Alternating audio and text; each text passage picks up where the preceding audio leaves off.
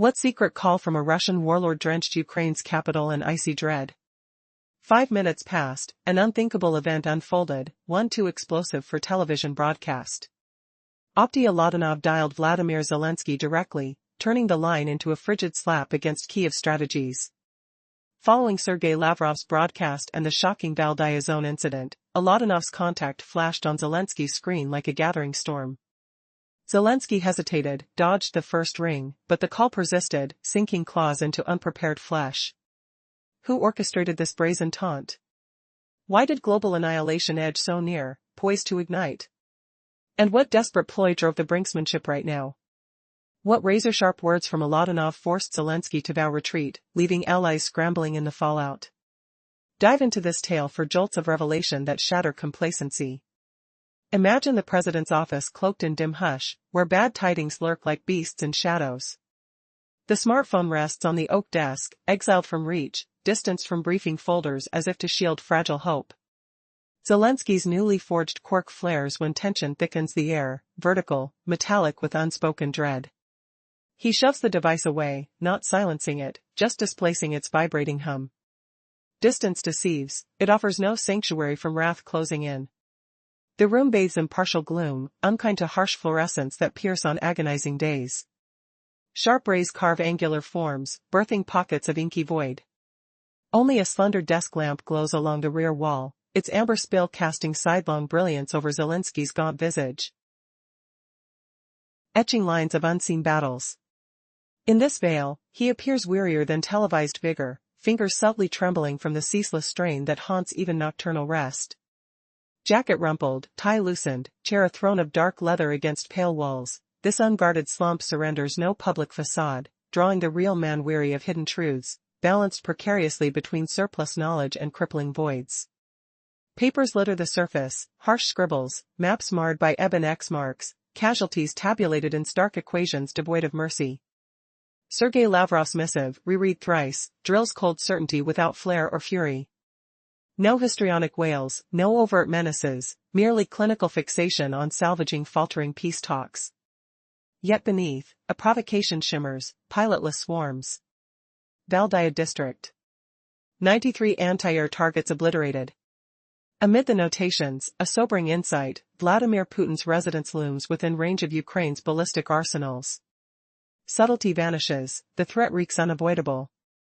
Proximity pulses perilously intimate, evidence overwhelmingly damning.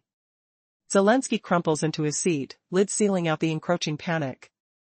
He senses the narrative morphing across nebula channels, hitting press wires in synchrony. Across the Atlantic, Washington assesses, recalibrates, discards, a crumbling edifice of American pledges. Those 20 aerial compromises hang fragile as spun sugar, a single gust poised to avalanche all supports. When collapse claims one, the survivor bears the stigma, chains of guilt binding the unscathed. Silence envelopes the room. Heavier than thunder, a void screaming potential Armageddon.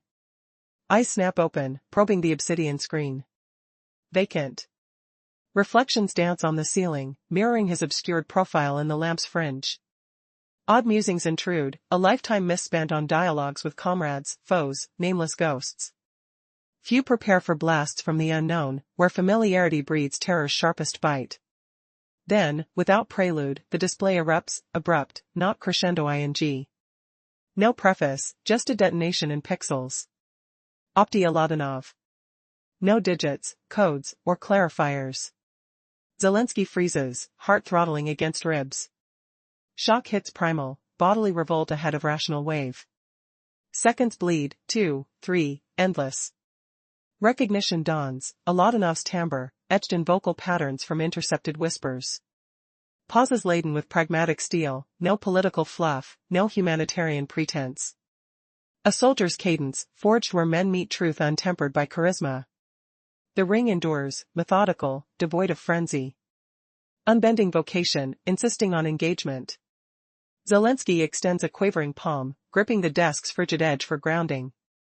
Textured wood bites beneath pads, twin scratches etching tactile anchors. Reality reorients, panic rejected as lethal folly. Such communications herald not diplomatic phantoms, but visceral reckonings.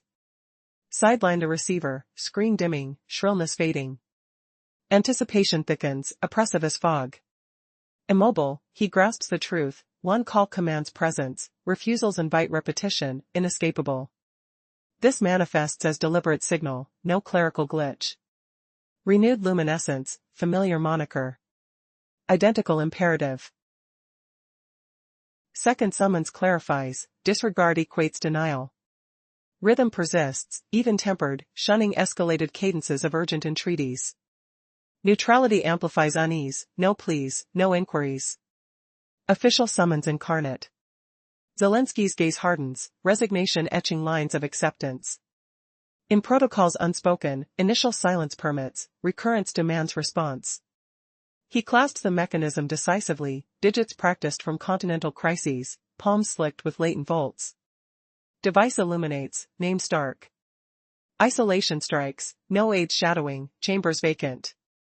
Witnesses forbidden, disclosure self-contained. Tap ensues, curt affirmation. Ether hums technical, alive with latent scrutiny, assessing, weighing, unyielding. Far and awake, vigilant, dictating cadence. Timbre emerges, even, resonant, unaccented, unshaken. No bravado, no menace. Precisely this renders it lethal. Vladimir Alexandrovich, it intones, stating the precipice. Pipe held, Zelensky yields no retort. Intrigue commands precedence, solidifying weakness anew. Silence seats initiative. I dislike repeating summonses, resumes the flow, pause punctuating emphasis. Yet today warrants exception. Brief interludes suffice for matters of gravitas. Zelensky succumbs to the upholstered embrace, shoulders tautening, tension weaponizing into utility. Fear transmutes to tool. Impatient rushes court disaster, pretenses dissolve here. I am, attentive, he ventures eventually. Acknowledgement sparks swift motion, awaited cue. Then heed closely, persists the equilibrium, now honed, morphing expectation into execution. Ukraine's maneuvers progress perilously near no-return thresholds, enunciates Aladanov, enveloping allied fates. Zelensky interjects not, permitting accusation unfolding first. In duels verbal, phraseology ownership eclipses all. 1993. The Winged Intruder. Valdaya Precinct. You recognize it strata, the fortress is subterranean. Zelensky scans inscribed voids, circling illuminations charting trajectories. Moreover, annus mirabilis nears unprecedentedly. Comparable trespasses betray recklessness. Manifested as calculated incitement. Targeted sans aviator. A tense silence filled the room. The tension was heavy, almost palpable. His face reflected exhaustion, shadows dancing across his features. For years, he had endured constant pressure, never truly at peace. His jacket stretched tight over shoulders weighed down by unseen burdens. He was not in the bright glare of the spotlight, but in a quiet corner of his mind, where calm masks raw strain. The room's darkness pressed in, broken only by the faint glow of a screen. No alarms, no warnings, just sudden clarity. A name appeared on the screen, sharp and undeniable, Opti Aladanov. No warning, no preamble. It burst through the silence like lightning. Zelensky's breath hitched. He stared, unblinking, as the name flashed silently before him. His mind raced, catching a strange, almost unnatural thought. Years of constant tension had left him emotionally numb. Conversations with allies, rivals, friends and foes, all unpredictable. Some calls brought chaos, others held grave secrets. But this? This was different. It was an unanticipated strike. A call that could shatter everything. His mind flooded with questions, fears knotting his stomach. Was this a warning? A threat? Or something worse? The room's silence became deafening. The world outside seemed to hold its breath. And he knew, something was about to change forever. The phone remained silent, an oppressive stillness filling the space. Then suddenly, the screen lit up again. The same name, the same ominous presence. No voice, no explanation, just pure, unwavering silence. Zelensky's hand trembled slightly as he reached out. Feeling the cold surface beneath his fingers. His pulse pounded loud enough to drown out every other sound. The lack of a voice was more terrifying than words. It was not a plea, not a threat, but a calculated signal. A message delivered without emotion, with chilling precision. An unspoken warning, the game was about to change. The phone called again. The same steady rhythm, no hysterics, no anger, just relentless certainty. Zelensky's mind desperately raced, trying to decipher, was this a warning? An ultimatum? Or the beginning of something far darker? He froze, instinct screaming at him to answer, yet his hand hesitated. Time seemed to stretch endlessly. The silence grew heavier, more oppressive. Then he realized, this wasn't just a call. It was a deliberate message. No escalation, no begging, simply a message that the hour of peace was over. The pause had been broken. The game had shifted. With trembling fingers, Zelensky finally grasped the phone. The screen displayed the same name again, Optioladanov. No hesitation this time. The silence on the line was thick, almost tangible. He felt the weight of it in every fiber of his body. His mind flashed back to years of unpredictable calls, but this was different. It carried gravity. No words were spoken, only a tone, calm, unwavering, almost cold. It was enough. The message was clear, the window for diplomacy had closed. This was no longer business as usual. His hand moved instinctively, pressing the device to his ear. The voice on the other end was steady, devoid of emotion. Sitting rigid, Zelensky understood instantly. This was not a warning or a plea. It was a confirmation. The moment of silence was over. The threat had been delivered. The silence persisted, ominous, indicating the transition to a new, unavoidable chapter. No need for words now. The silence screamed the truth. The calm before the storm had ended. The line was silent once more, sealing the fate of everything to come. Years of unpredictable negotiations, secret conversations, and hidden threats flooded Zelensky's mind. Yet, nothing had prepared him for this. No script, no strategy could match the chilling reality of this call. It was as if time itself had paused, holding its breath. The line was quiet, but every second felt like an explosion. He knew, this was not just about the call. It was a signal, a decisive move in an unseen war of nerves. The world outside remained silent, unaware of the storm brewing behind the scene. A single call, unassuming yet oiling the wheels of an unstoppable force. His fingers clenched instinctively, feeling the icy surface of the device. The weight of the moment pressed down. Despite years of experience, he felt a new fear, one that whispered of chaos, of secrets revealed, of battles that could no longer be hidden. The tension grew thick, closing in. The question hovered, what happens next? How much longer can the silence hold? And, most importantly, who made that call? This was no ordinary line. It was a message that would echo long after the silence faded. From the darkness of the room to the depths of his mind, Zelensky understood one thing, the final phase had begun. No more pauses, no more waiting. The unspoken message had been delivered. The game was over, and the gamble for control was in motion. Every breath he took felt sharper, more deliberate. The room's quiet was deafening now, an empty chamber where futures were decided. A single glance at the screen confirmed it, the name was still there. The moment of calm before the inevitable storm was shattered. He sat still, glued to the screen, feeling the weight of countless unseen eyes watching him. This call, cold and precise, stripped away all illusions. The security of silence was gone. Now, every second counted. Everything depended on the next move. The game had shifted from diplomacy to survival. Zelensky knew, the message was unambiguous. Victory or defeat, peace or war, everything hinged on what came next. The silence had broken. The real battle was about to begin.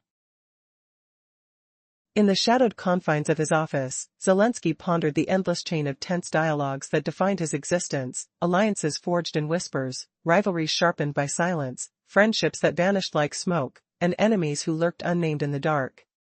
Yet certain summons defied all preparation, born from uncertainties that clawed at the mind, or from truths too piercing to ignore.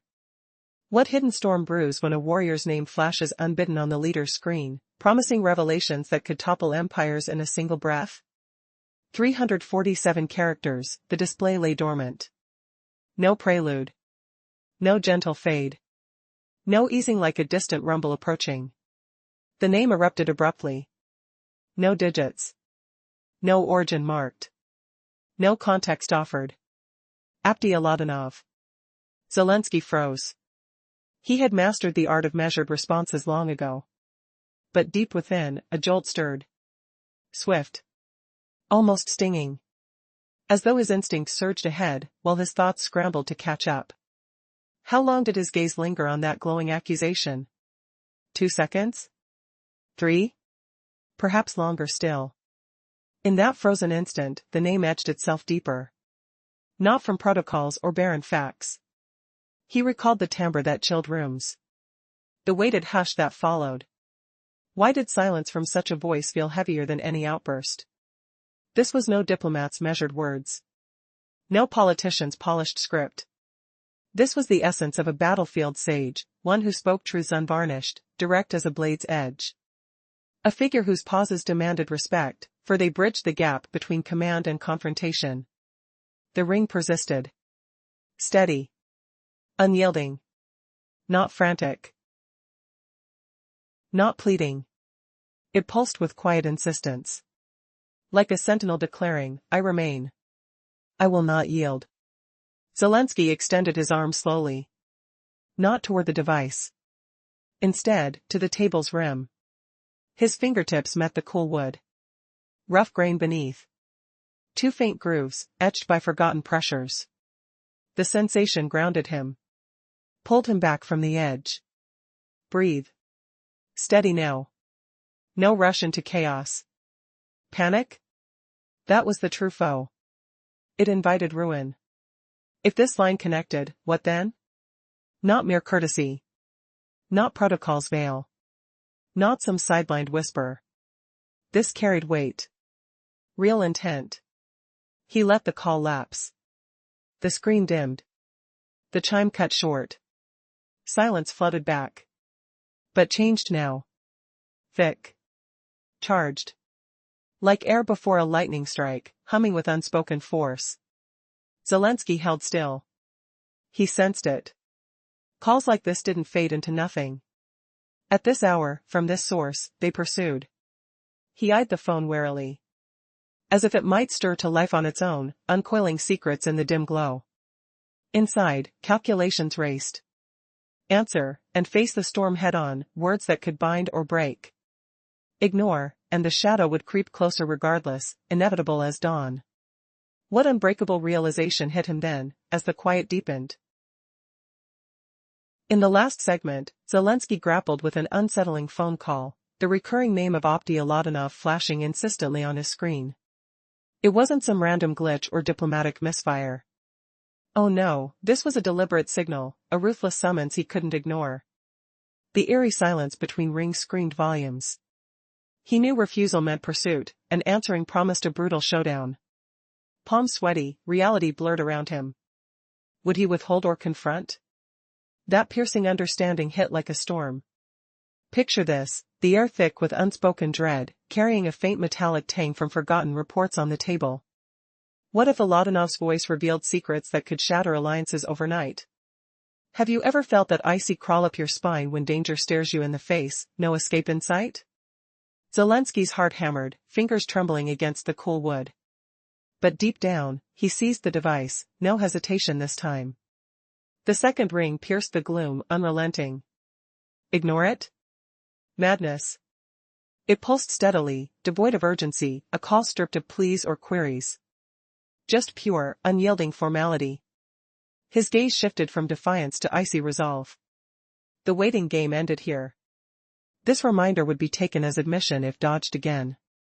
He snatched the phone with practiced ease, years of alliances honing his grip. Yet now, sweat slicked his palm, friction against the smooth plastic a chilling barrier. The bright screen illuminated the relentless name. In that split second, a startling revelation struck. What if no aides lurked nearby, no shadows witnessing his vulnerability? The office stood starkly empty, a void perfect for perilous secrets. Such exchanges demanded solitude, no prying eyes to fracture the fragile peace.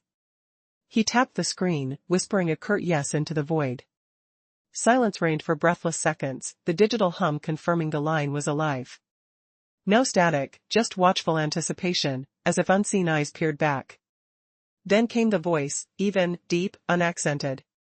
No frantic energy, no overt menace. And therein lay its terror, creeping like frost through his veins. Vladimir Alexandrovich, it murmured, the witness of the murder. The words landed without fanfare, a stark declaration. Zelensky held his breath, refusing reply. No traps here, just raw acknowledgement. This call warped expectations, a calculated deviation from protocol.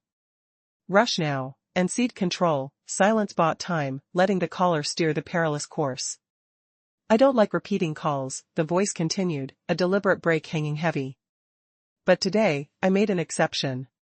This is one of those conversations you can't defer. Zelensky sank into his chair, tension knotting his shoulders like coiled wire. Fear morphed from panic to weapon, a grim tool in this dance. What shocking truth lurked beneath that even tone, ready to humiliate Zelensky's bold facade? Was Oladanov exposing a ploy that mocked Kyiv's defenses?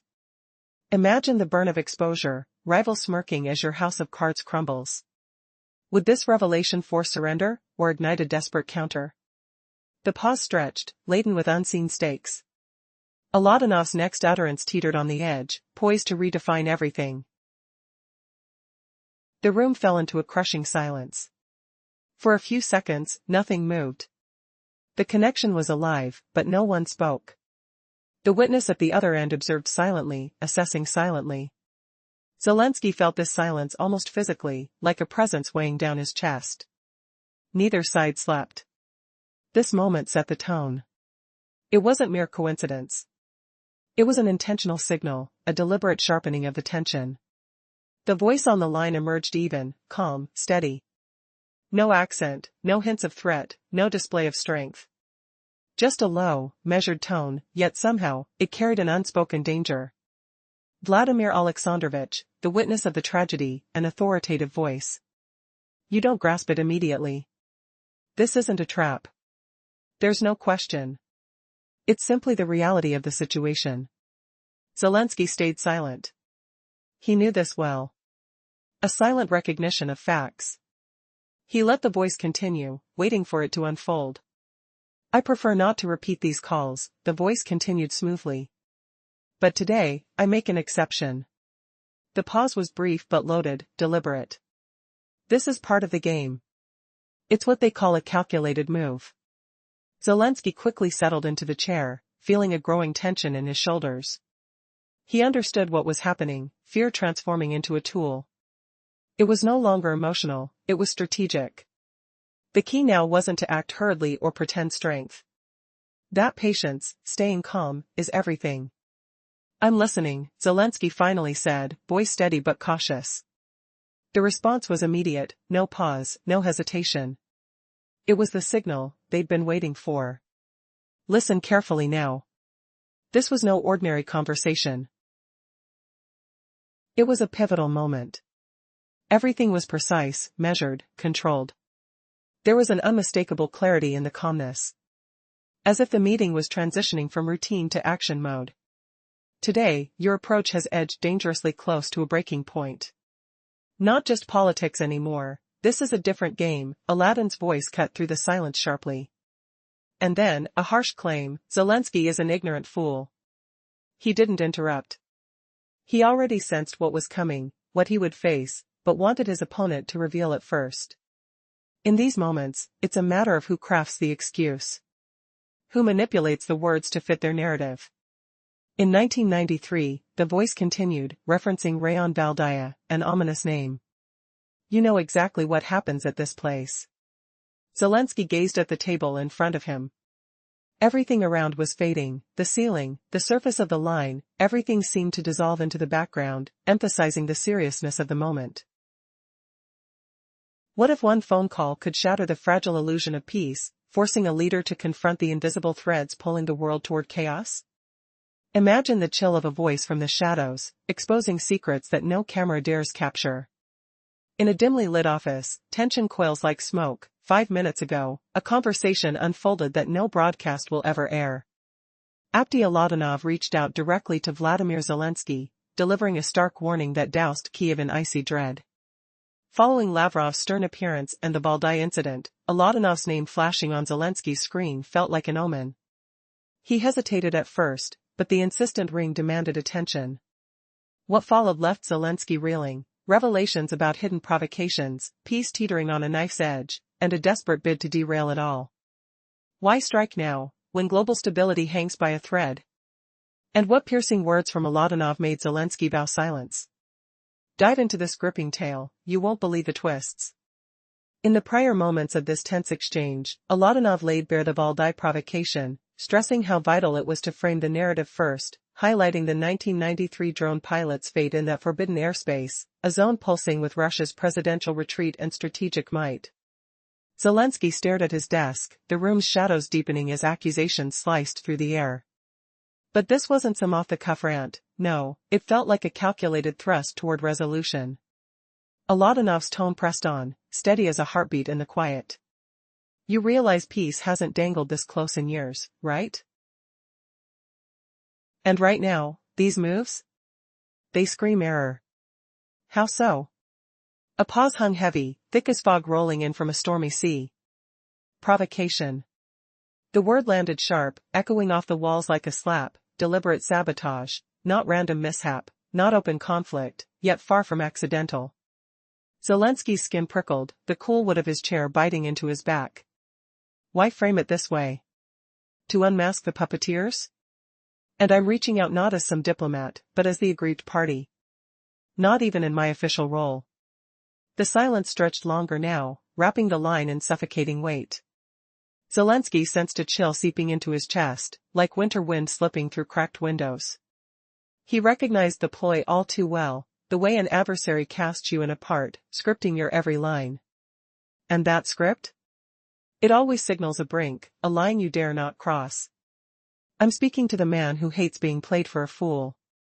The words emerged soft, almost a whisper from Zelensky's lips, no drama, just raw truth cutting the tension. His throat tightened, the faint scent of aged paper from nearby files mixing with the stale office air. So enough with the tired routines, Aladanov pressed on, his voice unyielding, like gravel underfoot. Skip the denials, the we had no ideas, the pure chance excuses. Every coordinate's mapped out. Trajectories locked in. And crucially, verified beyond our own sources. Zelensky tilted his head slightly, ears straining against the receiver's hum. The Americans? They're fully briefed, Aladanov added, the revelation dropping like a stone into still water. Utterly aware. What exactly are you implying here? Zelensky's question came at last, drawn deep from within, not for show, but a genuine pull in his gut. The mention of that third power, it didn't slip out idly. In talks this charged, names like that ignite fuses. The air in the room grew heavier, the lamp's narrow beam casting jagged shadows across his knuckles, rough and clenched. I have no interest in schooling you, nor in misunderstandings, Aladanov's voice flowed on, calm yet edged with steel. I simply need you to grasp it, this crossing, it's veered too near the edge. Zelensky parted his lips to fire back, then clamped them shut. Insight hit him like a sudden gust, rushing words now? Futile. The key was steering this to a close. Let it end as dialogue, or risk it morphing into nightmare. What hidden forces lurked, ready to exploit any slip? The globe teeters on balance's razor, Aladanov declared, each syllable carving the air. And this delicate hold? It's clutched in your grip alone. Those final words resonated clearest of all, vibrating through the phone like a distant thunder, leaving Zelensky frozen, pulse racing. Had he just handed over the reins to fate, or ignited an unstoppable storm? 5 minutes ago, something happened that will shock the world, something you'll never hear on television. A secret call, personal and devastating, between the leader of one nation and the president of another. It's a conversation that poured ice water over Kyiv, sending a chilling message that no one saw coming. Vladimir Zelensky's phone displayed an unfamiliar name, Optiolatinov. The screen showed a silent, black surface, no caller ID, no warning. The device laid on the table, not in his hand, as if intentionally placed there, waiting. The room was dim, shadows stealing the light, creating an atmosphere thick with tension. Zelensky's eyes fixed on the phone, heartbeat pounding in his ears. What was about to happen? Could he prepare for this unexpected call? The air carried a faint scent of burnt coffee, the sound of silence almost deafening. Zelensky noticed how many times his hands had trembled lately, more than usual. Every detail seemed amplified, his jacket slightly stretched, his fingers brushing the cold, rough surface of the table. In this quiet moment, he felt older, wearier, burdened by the weight of endless crises. Before him, the documents, the formulas, the strategies, things that only made sense in this tense quiet. He knew what was coming. The message from Optiolatinov would change everything. Then, the phone rang again. Not with hysterical urgency, but with a calm, almost neutral tone. A cold certainty. No warning. Just an unspoken message encoded in silence. Zelensky's hand hesitated before reaching out. The hero's instinct was to deny, to ignore, to pretend it wasn't real. But something inside warned him that this wasn't just a call. It was a signal. The kind that leaves no room for confusion, no room for hope. His fingers finally closed over the device. The screen flashed with the name again, Optiolatinov. A second call. And this time even the calmness felt menacing. No tears, no desperation, just an uncanny normalcy. The call was deliberate. Controlled. No emotional outbursts, just an icy, measured tone. Like a doctor announcing a diagnosis. Or a judge handing down a verdict. Zelensky understood, this conversation was no accident. It was a warning, a line in the sand. He sensed the stakes. The pause had ended. Now, the silence between the calls was more deafening than any explosion. He looked at the screen, imagining the person on the other end, calculating, cold, unyielding. A person who knew too much, feared too little. This wasn't just a call, it was a declaration of intent. Every second stretched endlessly, charged with unspoken threats. The once calm voice of Lavrov was replaced by a new, even more detached tone, speaking as if from the depths of an icy abyss. Suddenly, Zelensky felt a surge of dread. The room was almost frozen, the air thick with anticipation. On the other side, silence. Heavy, oppressive. His mind raced, what does this mean? Is this the beginning of a new chapter of escalation? Or the final surrender? The phone screen flickered, and he knew, this was not just a message. It was a contract. A warning that the game had changed. He hesitated briefly, then grasped the device firmly. No bravado. No panic. Just a deliberate, calculated gesture. The fingers pressed down, confident from years of strategic confrontations. The screen lit up in stark contrast, an only name, a message that cut through the tension. As if time stopped, Zelensky saw an absence of any assistant, any aid, no one was there to intervene. The room was empty, silent. Just him and the device. The call was silent once more, but this silence was the most dangerous sound of all. Zelensky's eyes burned into the screen, sensing the gravity of what was happening. This call wasn't just a message, it was a declaration of intent. An undeniable signal. The silence spoke volumes. It meant that the conversation was over, an unspoken agreement that the invisible line had been crossed. In that moment, Zelensky realized. Every nerve in his body tensed. The weight of the situation pressed down, harder than steel. He knew this call was no ordinary message. It was a warning that the next move would determine everything. And suddenly, the room felt colder, darker. Calm on the surface, chaos beneath. A new game had begun, and there was no turning back. The line went dead. Again, silence. But this time, it was deafening. Zelensky sat frozen, knowing full well, this was not just diplomacy. It was a prelude to something much scarier. Something unforeseen. That call had shattered the illusion of control. Now, The game was real, the stakes higher than ever before. And the question remains, who will blink first? 5 minutes ago, an event unfolded that will shock everyone. It's something you won't see broadcast on television. A direct call from one of the most mysterious figures, Ladanov, to Vladimir Zelensky. This wasn't a usual conversation. It sent a cold wave through Kyiv's corridors. After Lavrov's appearance and the incident in Valdaya, Zelensky's phone showed a name that froze him, Ladanov's. He hesitated, unsure if this was real or a nightmare. The call came again, faster, more insistent. Zelensky's eyes widened. Why was he not ready? Who was truly behind these provocations? The world seemed to teeter on the edge of chaos. He wondered, was this merely a warning or a prelude to something worse? Could he escape the impending storm?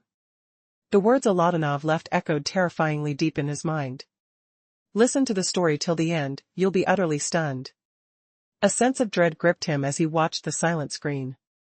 The phone lay flat on the table, not in his hand. It was placed carefully, as if to avoid sudden impact. Zelensky observed his own habits, how he shifted away when anxiety grew. He didn't want bright lights illuminating his face now. Instead, only a faint glow from a narrow lamp cast stark shadows, highlighting the lines of tension etched deep into his face. He looked older than the man on the screen, like the weight of the world pressing down relentlessly. In the quiet room, shadows danced along the walls. His jacket was stretched, reckless from stress. The room was tense, the air heavy with anticipation. His eyes fixated on the documents on the table, formulas, notes, markings, all cold. Precise. The atmosphere was charged with a grim purpose. The moment Lavrov appeared in his thoughts a third time, how well he understood the code, the unspoken language of threats wrapped in calmness. Cold formulas, no emotion, just facts. An attempt to threaten under the guise of negotiations. The destruction was clear, only 93 missiles, aimed with precision at the air defense, at strategic points. Close enough to threaten the very heart of the Russian leadership. Words unspoken, yet understood, too dangerous, too close, too much evidence. Zelensky collapsed into his chair, eyelids heavy with exhaustion. He knew this was not just a call, it was the loudest alarm blaring in his mind. The rest of the world might not realize how perilously thin the line had become. The silence on the line became deafening. The screen dark.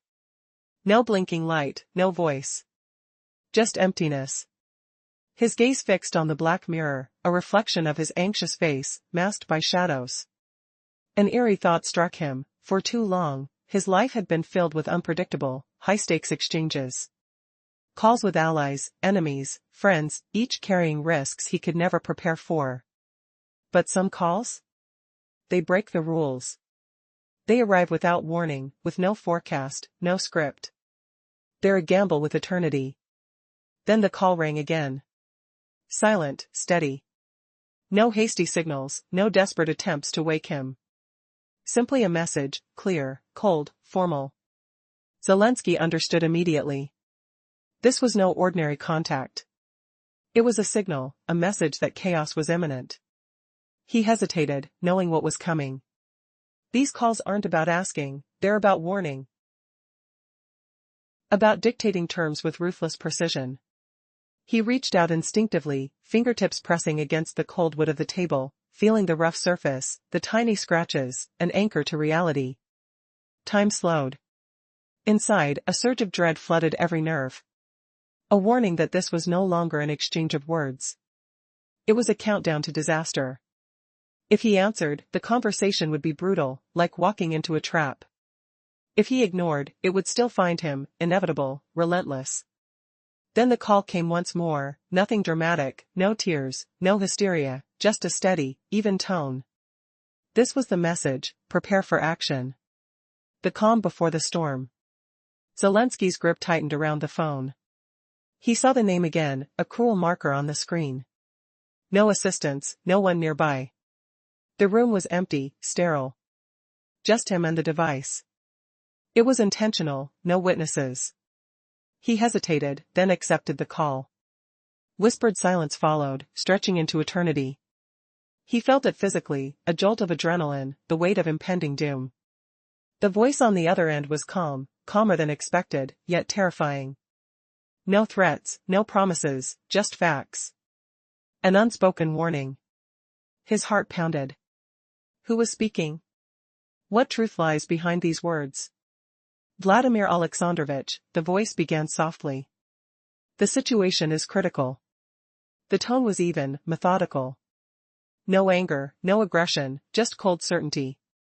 An offhand mention of a recent event, a murder, was a calculated move.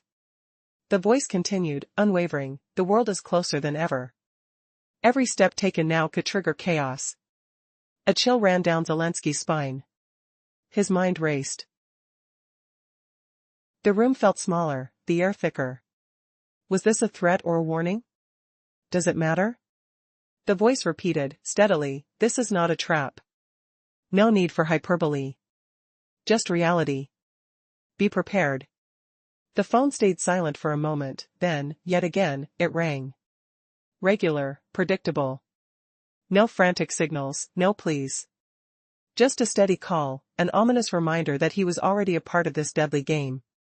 He knew then, this wasn't just a conversation, it was the beginning of the end. The final warning before the storm breaks.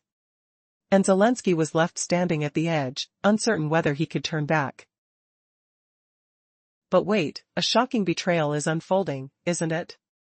Just moments ago, Zelensky confirmed the world's fragility in that tense call with Oladanov. Dread grips him as each word teeters between escape or doom. Now, the conversation dives deeper, exposing lies and raw truths that could shatter everything. Can the deceit go on forever? Zelensky's pulse races, sweat beating on his forehead.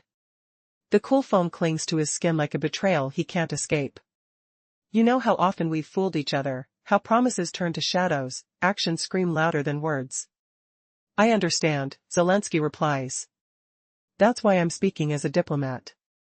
The word hangs heavy, a calculated jab that stings like a fresh wound.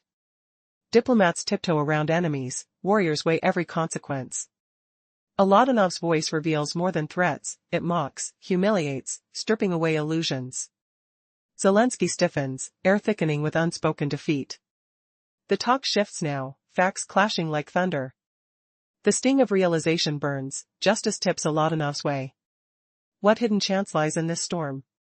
Oladanov's words cut sharp, no fluff, just brutal honesty. I offer you a chance, not for pretty lies, but a real answer. Silence creeps into the line, a pregnant pause before the gut punch. Zelensky slumps deeper into his chair, as if to steal back control. Centuries of political reflexes kick in, dodge, deflect, warp words into weapons. But now, twisted thoughts betray him. President, he starts, voice steady yet hollow. You've jumped to wild conclusions. Ukraine wants no such talk. We gave no proof linking us to that strike. The cold floor presses against his feet, anchoring his resolve. His tone, polished for crowds, falters here, to this lone ear, it rings false. And here's the gut-wrenching twist, Zelensky's denial crumbles under Oladanov's glare, isn't it humiliating? You must grasp it, war words mask provocations from either side, convenient blames to pin on us later. A beat passes, Oladanov waiting, eyes boring through the void. Then, the retort slams home. You play dumb again, like for your viewers. Or do you hope I'll buy the act? The call turns brutal now, will Zelensky's mask crack first? Doubt floods him, a metallic tang in his mouth, as the line hums with unspoken fury. Could this be the end we're all racing toward? Zelensky's grip tightens on the chair arm, wood creaking under the strain. 5 minutes ago, an event unfolded that no reporter would dare describe. A secret conversation, hidden from view, changed everything. Vladimir Zelensky's phone rang unexpectedly. At first, he thought it was just another routine call, until he saw the name on the screen, Oladanov. His heart skipped a beat. The call came from a person he thought was out of reach, a voice that carried more weight than words could express. The phone lay on the desk, face up, untouched, as Zelensky kept his eyes fixed on it. The device was not in his hand, just slightly off to the side, on a table cluttered with documents and notes. Every time he glanced at it, he could feel the silence sharpening, thickening, as if the room itself was holding its breath. His usual habit, shifting in his chair when tension mounted, disappeared. Here, in this silence, he was more exposed than ever. The room was dim, lit only by a narrow beam from a solitary lamp. Shadows danced across his face, making him look older. Lines of stress etched into his skin, betraying nights of relentless pressure. His jacket was strained, nerves tight, poised for what was about to happen. The darkness outside the window wrapped around the space, no bright threats, just quiet anticipation. It wasn't a staged pose for the camera, it was the raw unfolding of a man who knew too much, yet understood too little.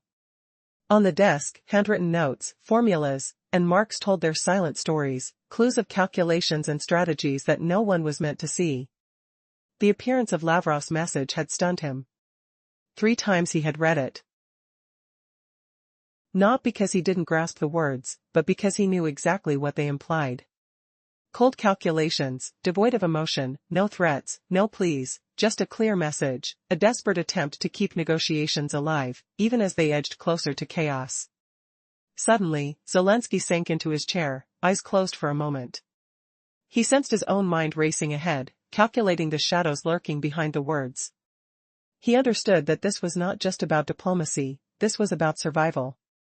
The escalation of provocations was no accident, but a calculated strike. The attack on Valdea's missile system, 93 targets obliterated against the air defenses, had brought the stakes to a breaking point. The strategic centers, the heart of Russia's military command, everything was too close now, too dangerous. His thoughts were interrupted by the silence of the phone. The most dangerous silence of all, no incoming call, no warning. Just emptiness. The screen was dead, black as the night outside. Zelensky stared at it, feeling a strange sense of vulnerability. The phone was no longer a tool of communication, it had become a symbol of impending upheaval. He knew, deep down, that this call meant only one thing, an unspoken signal, a message sealed in the quiet. Then, his eyes caught a detail, a stark realization. No assistant, no aide behind him. The room was utterly empty. No one to observe, no one who could interfere. The silence in the room was deliberate. A calculated moment of solitude, a signal itself. The weight of it pressed down, heavy and oppressive, as if the very walls whispered warnings. Zelensky's hand moved instinctively toward the phone, trembling slightly, knowing that every second counted. He hesitated, then pressed the button. The call was answered immediately. No pleasantries, no warm-up. Just a straight, measured voice. Calm, almost hollow. No threat, yet no reassurance either. It carried an air of finality. And beneath that calm, a powerful message, this was no ordinary conversation. This was an ultimatum stitched in silence. Zelensky felt a cold sweat break out. His mind raced with the implications. The tone was unnerving, formal, detached, yet filled with unspoken menace. The voice on the line made it clear, this wasn't about negotiations or diplomacy. It was about consequences. The words rang like a warning, you are in danger of crossing a line from which there is no return. The room's quiet grew even heavier. Inside, Zelensky's fingers pressed against the cold surface of the table, feeling the scratches. He was acutely aware of the pressure mounting, the unmistakable sign that the game was close to its breaking point. The pause stretched into eternity, each second crackling with tension. The silence screamed louder than any words could. The underlying message was clear, brutal, the next move could shatter everything.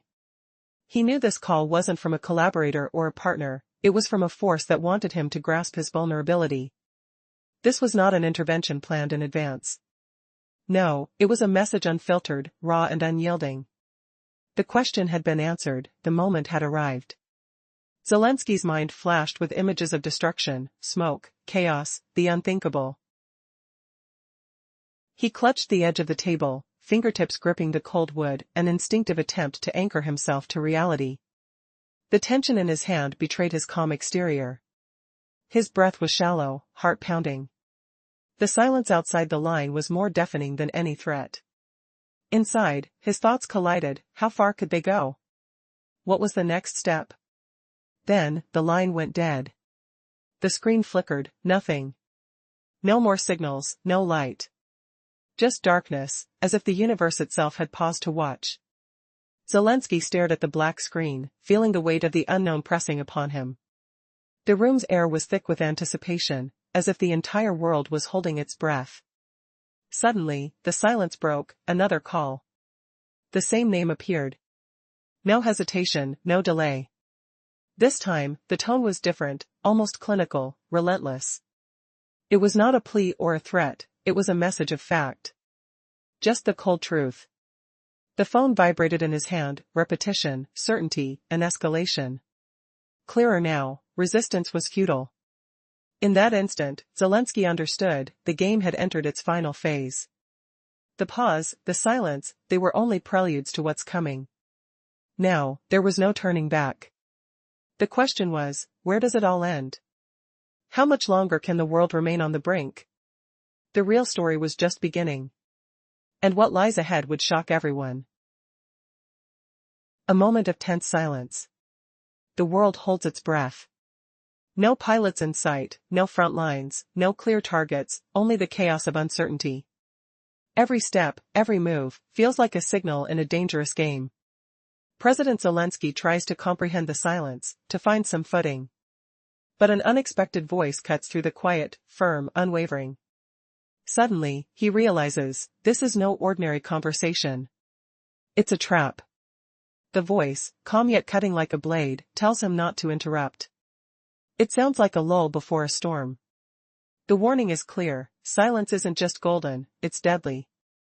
Zelensky senses the weight of those words, how they cut deeper than words of war. Does he believe he's alone in this game? That Washington isn't watching? No, they see everything. They know what's at stake. And now, so does Zelensky. The voice drops a bombshell, without venom, without theatrics, just cold factuality. Zelensky's heart pounds as he absorbs the message, he's already lost. The words are delivered as a stark truth. No room for denial.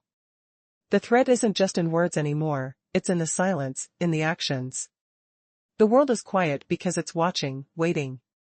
The game is over before it even began. A faint, unsettling smile appears on the speaker's face, yet it's not aimed at Moscow or Kyiv. It's directed at the one who sealed his fate, the man who dared to place his trust in hollow promises. Zelensky feels the icy fingers of reality clutch his chest. It's as if he's crossed the border into a world where every move, every word, could mean the end. The speaker's tone shifts, straightforward. Almost cold, warning him that behind the formulaic words lie the true intentions. No illusion of diplomacy remains. The game now is dangerous, real, unfiltered. If anyone hopes to hide behind false hopes or empty phrases, they're mistaken. The window for deception has slammed shut. Zelensky, clutching his head, tries to find a stronghold of reason amid the chaos. He senses the final blow is near. When the silence breaks again, it's not a call for peace but a declaration of judgment. And beneath it all, a sobering realization. In this war of words and actions, the truth is often hidden behind concrete walls, behind promises made and broken. And the only way forward is to face the brutal reality staring back at him, an unrelenting truth that can't be silenced. Imagine this, 5 minutes ago, a shocking incident unfolded, one that TV networks worldwide are scrambling to silence. Abdi Aladanov himself called Vladimir Zelensky, delivering a brutal wake-up call that left Kyiv reeling in disbelief. Amid Sergei Lavrov's appearance and the infamous Valdaya incident, Aladanov's name flashing on Zelensky's phone felt like an omen. He ignored the first call. But when it rang again, Zelensky braced for trouble he wasn't prepared for. Who truly masterminded these provocations? Why does the world feel perilously close to the edge? And why strike now? What words from Aladanov forced Zelensky to vow retreat? Stick around to uncover it all, you'll be stunned. In the dimly lit room, shadows danced like specters on the walls, stretching eerily from the single lamp casting a narrow beam that sliced through the gloom. Zelensky's face, etched with lines of perpetual strain, looked haggard and aged beyond his years, no spotlights, no makeup, just raw vulnerability hidden behind closed doors. The air hung heavy, tinged with a faint musty scent from neglected documents, thick enough to feel oppressive against his skin. His suit jacket rumpled, he slumped in his chair, phone placed deliberately out of reach on the desk, as if distance could ward off impending doom. Gloves lay scattered on the table, remnants of his frustrations. Papers strewn with frantic notes and air defense maps mocked him, formulas mapping shattered defenses, cold equations leaving no room for hope. Sergei Lavrov's statement replayed in his mind, read thrice for clarity. Its unemotional tone piercing like a shard of ice. No fury, no bluster, just stark fixation on salvaging peace from the brink.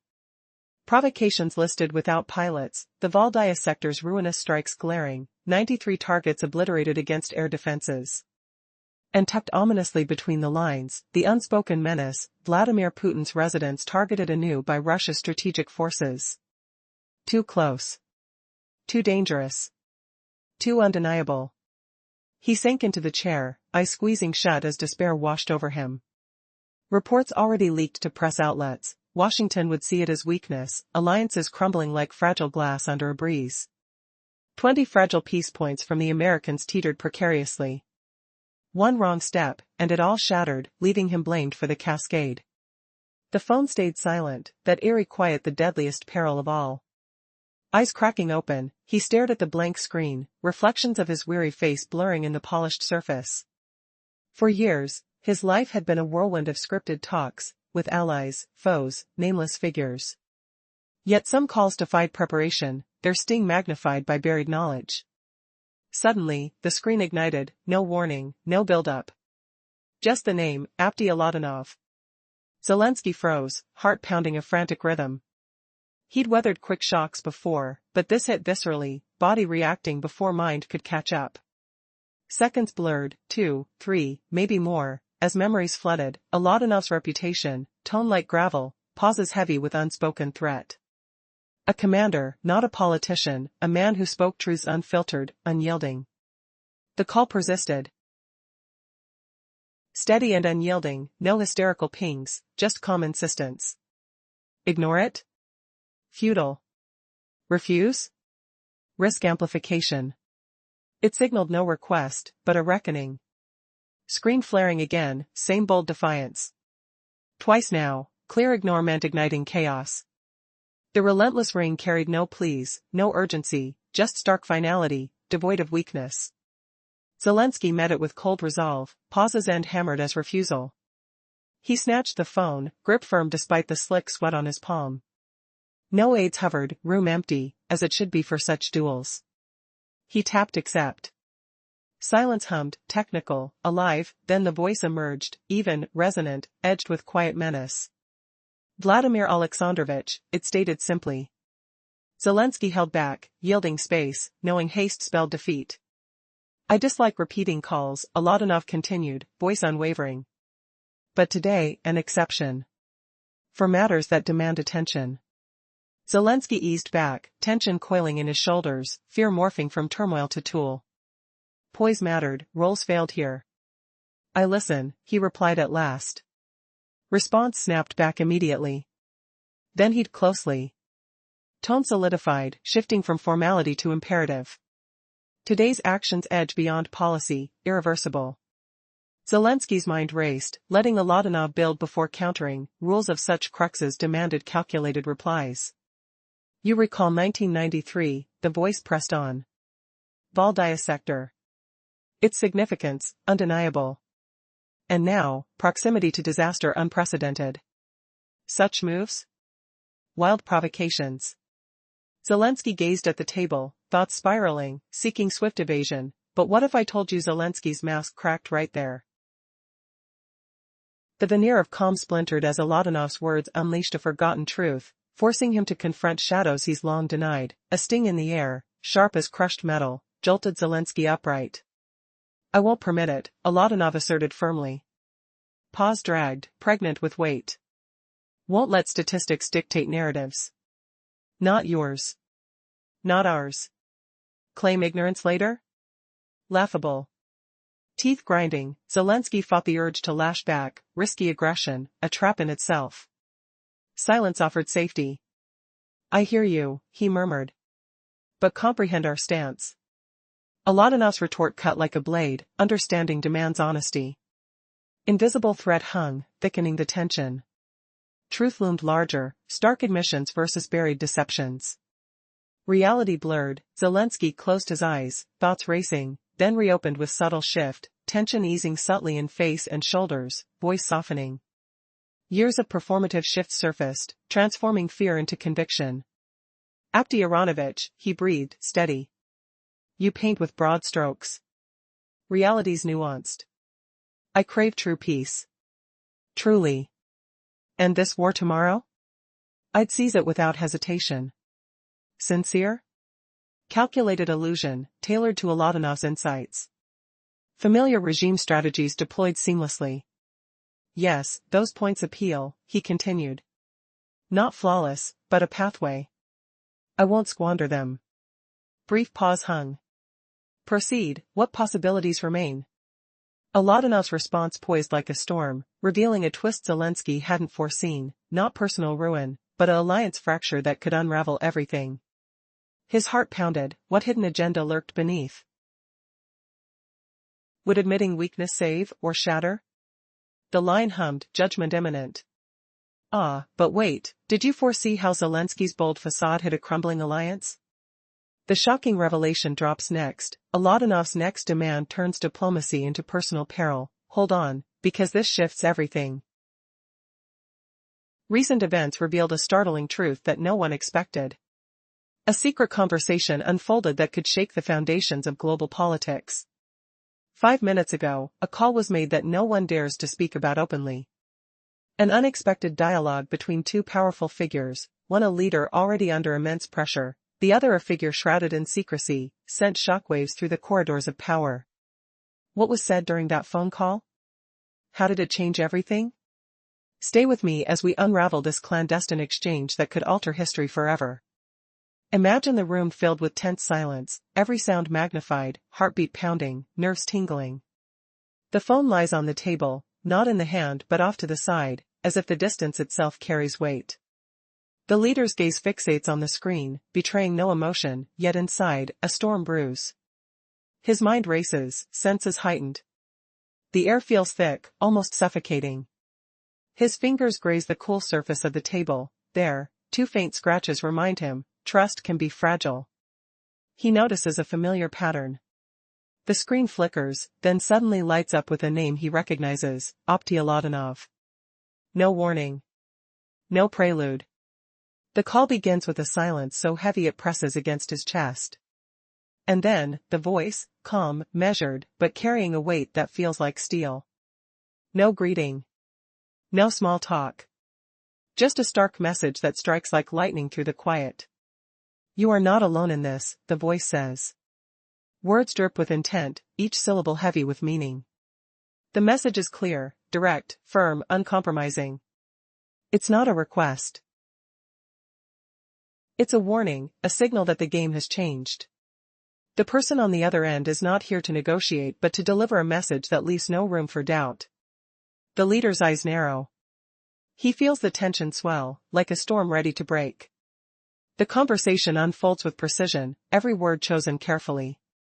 An intricate dance of diplomacy and threat.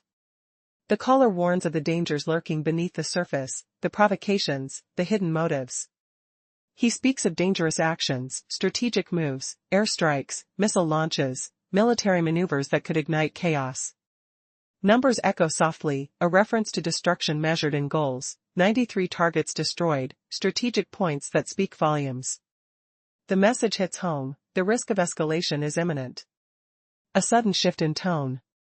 The voice becomes almost nostalgic, hinting at past deeds and future consequences. It's as if the speaker sees beyond the immediate, knows what's at stake.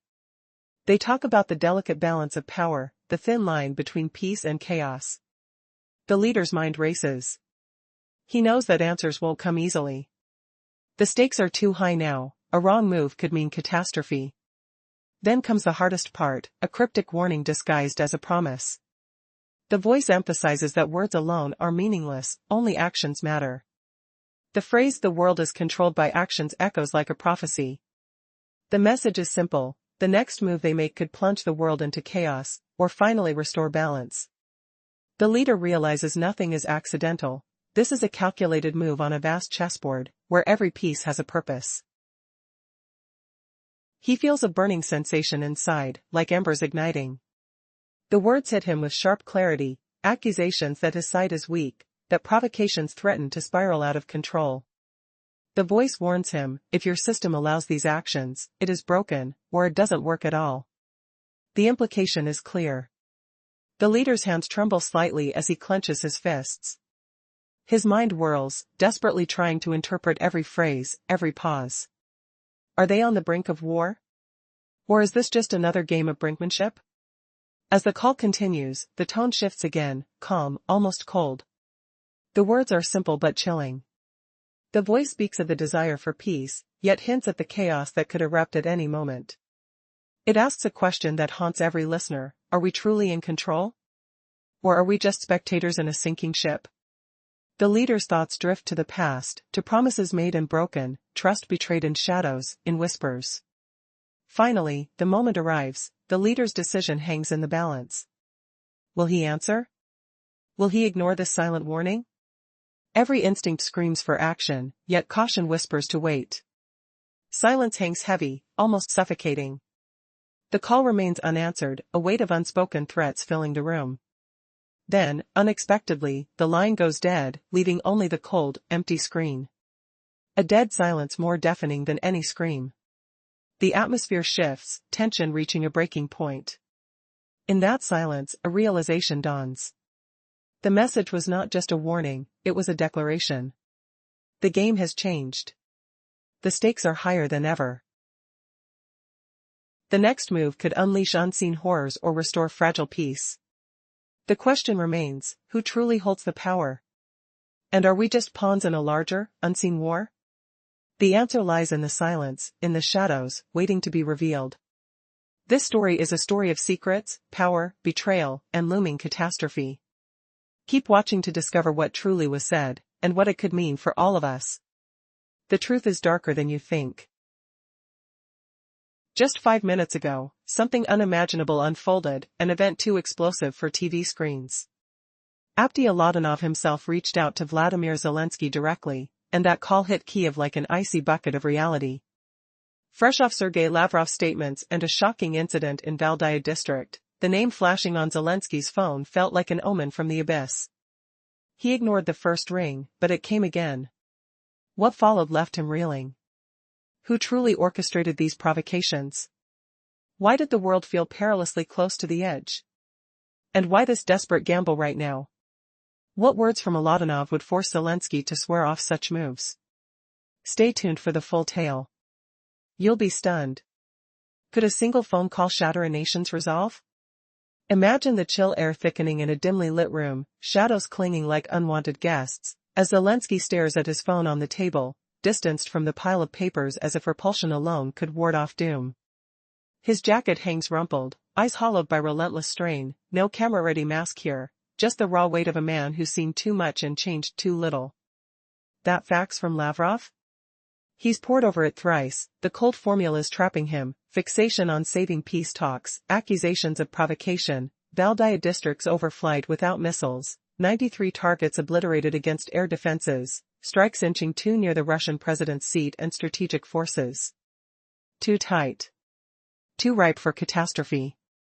He slumps back, knowing Washington might crumble, alliances fracturing like fragile glass under pressure. The screen stays dark. Silence pulsing ominously, until Abdi Aladanov. The name bursts forth, raw and unfiltered. Seconds stretch like agony as Zelensky grapples with what this means, an unavoidable confrontation. He doesn't pick up, letting the ring die, but tension coils tighter, the room's emptiness amplifying every breath. What if this isn't just a call, but a trigger for everything to unravel? In the last breath of silence, Zelensky steeled himself against the inevitable, his fingers gripping the table's edge, tracing cool scratches on the wood to ground in reality. Panic lingers as a phantom, but he pushes it aside. This demand for diplomacy signals no myth, no formality, it's visceral, the phone's fresh silence heavy with promise. Such calls crave audacity, to miss them risks worse. Again, the screen illuminates, Abdi Aladanov, relentless as fate. Ignore? Impossible. The ring's even tone mocks softness, no plea, merely assertion. Zelensky lifts the phone, palm slick with unspoken fears, the cabinet's solitude a shield from prying eyes. He answers. A beat of nothingness, then a steady voice, calm, devoid of frills, Vladimir Alexandrovich. No trap, just stark reality. Zelensky holds his tongue, yielding ground in this hidden war of wills. I dislike repeating calls. But today, I made an exception. This discussion demands attention. Zelensky sinks deeper, tension knotting his shoulders as fear morphs into sharp focus. I listen, he murmurs. Instantly, the tide shifts. Listen closely. Your side just crossed into territory beyond politics, beyond mercy. Zelensky freezes. Could this voice, this man from the fray, humiliate him with truths piled like unearthed secrets? 1993. Valdaya District. You grasp its significance, what it harbors. Zelensky's gaze drifts, formulas blurring. You've seen the world teeter closer than ever. And now? These deeds scream folly. What scorching revelations might explode next, laying bare every hidden betrayal? From that verbal sword thrust, Zelensky sensed the chasm widening, not just miles but unrestrained deeds, spoken with a wistful edge by a man wary of hollow vows he'd witnessed too often. You don't command every soul, the voice echoes, a measured taunt, true. But you steer the apparatus. And history warns of those who faltered under similar pledges. Zelensky glimpsed the core misalignment, deliberate defiance. Tension rises, will he regain control before it's too late? Yet he lunges for the upper hand. You're overstepping. Viewing through power's lens. We inhabit pressure's realm, awaiting allies with their own agendas. The response lands smooth. Allies. Fitting word. Inflection drips with skepticism, cutting deep. Zelensky's words tumble almost reflexively. Speaking simple from afar, without the burden. He reiterates, from afar. He pauses, voice steadying. I'm speaking as one liable not to polls, but to men ready to march at command. Thus, I doubt assurances absent a firm decree. Zelensky feels the stakes escalate, his gambit fizzles. He pivots sharply.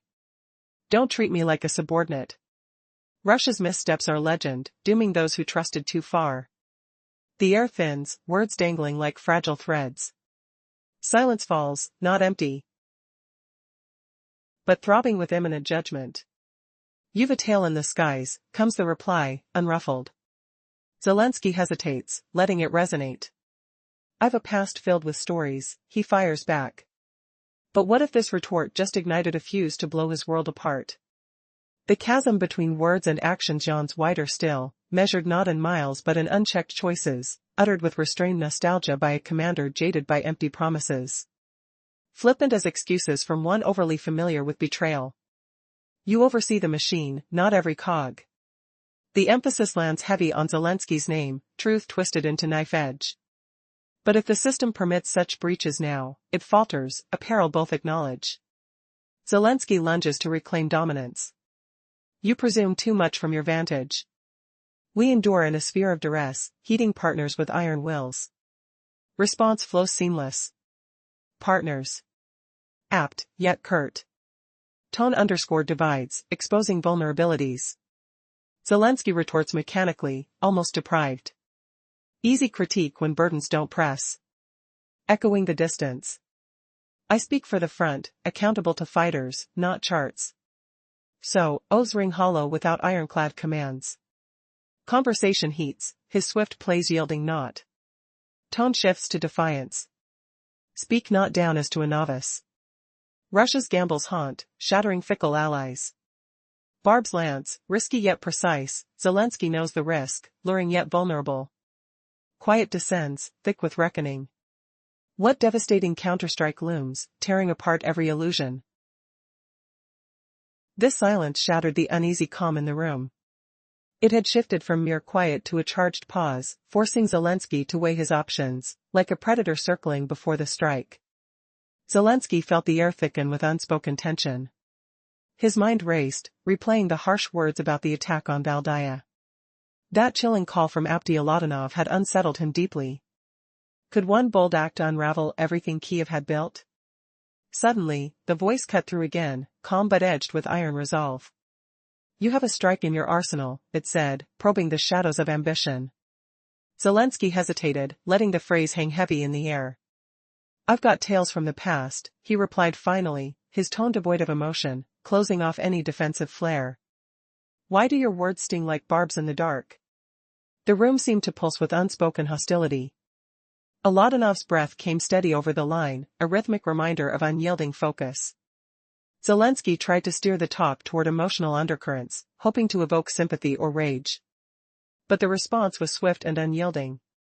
Let's speak plainly now, Alatanov said, his voice turning into a blade of clarity. You underestimate the gravity of your claims. Zelensky felt a flame ignite within, signaling the talk had crossed into forbidden realms. No more dancing around geopolitics or negotiation points, this delved into raw, personal truths. The call deepened, unveiling layers Zelensky hadn't anticipated. After his silence, Alatanov's tone sharpened, halting the analytical flow like a freight train slamming the brakes on perilous tracks. Zelensky sensed the shift instantly, though faces remained hidden across the distance. Those critical seconds balanced, maintain the facade or plunge into brutal honesty. Hear me out closely, Alatanov commanded, his volume steady yet piercing the void. The detachment vanished, now he addressed Zelensky not as a leader, but as someone teetering on a fatal blunder. And right away, consider your desires. You won't twist the facts here. Zelensky's retort caught in his throat, his carefully crafted words dissolving into the tense air. What hidden vulnerability did Zelensky just expose in this pivotal standoff? How would denying Alatanov's piercing reality shatter the fragile peace, or ignite an inferno neither side could contain? 5 minutes ago, an event unfolded that television dared not address. Abdi-Alatanov personally contacted Vladimir Zelensky. And this exchange hit Kyiv like an icy deluge. Following Lavrov's emergence and the Valdaya incident, Alatanov's name flashing on Zelensky's phone felt inevitable. He ignored the first ring. The call persisted. Then, revelations poured forth that caught Zelensky off guard. Who truly orchestrated the provocations?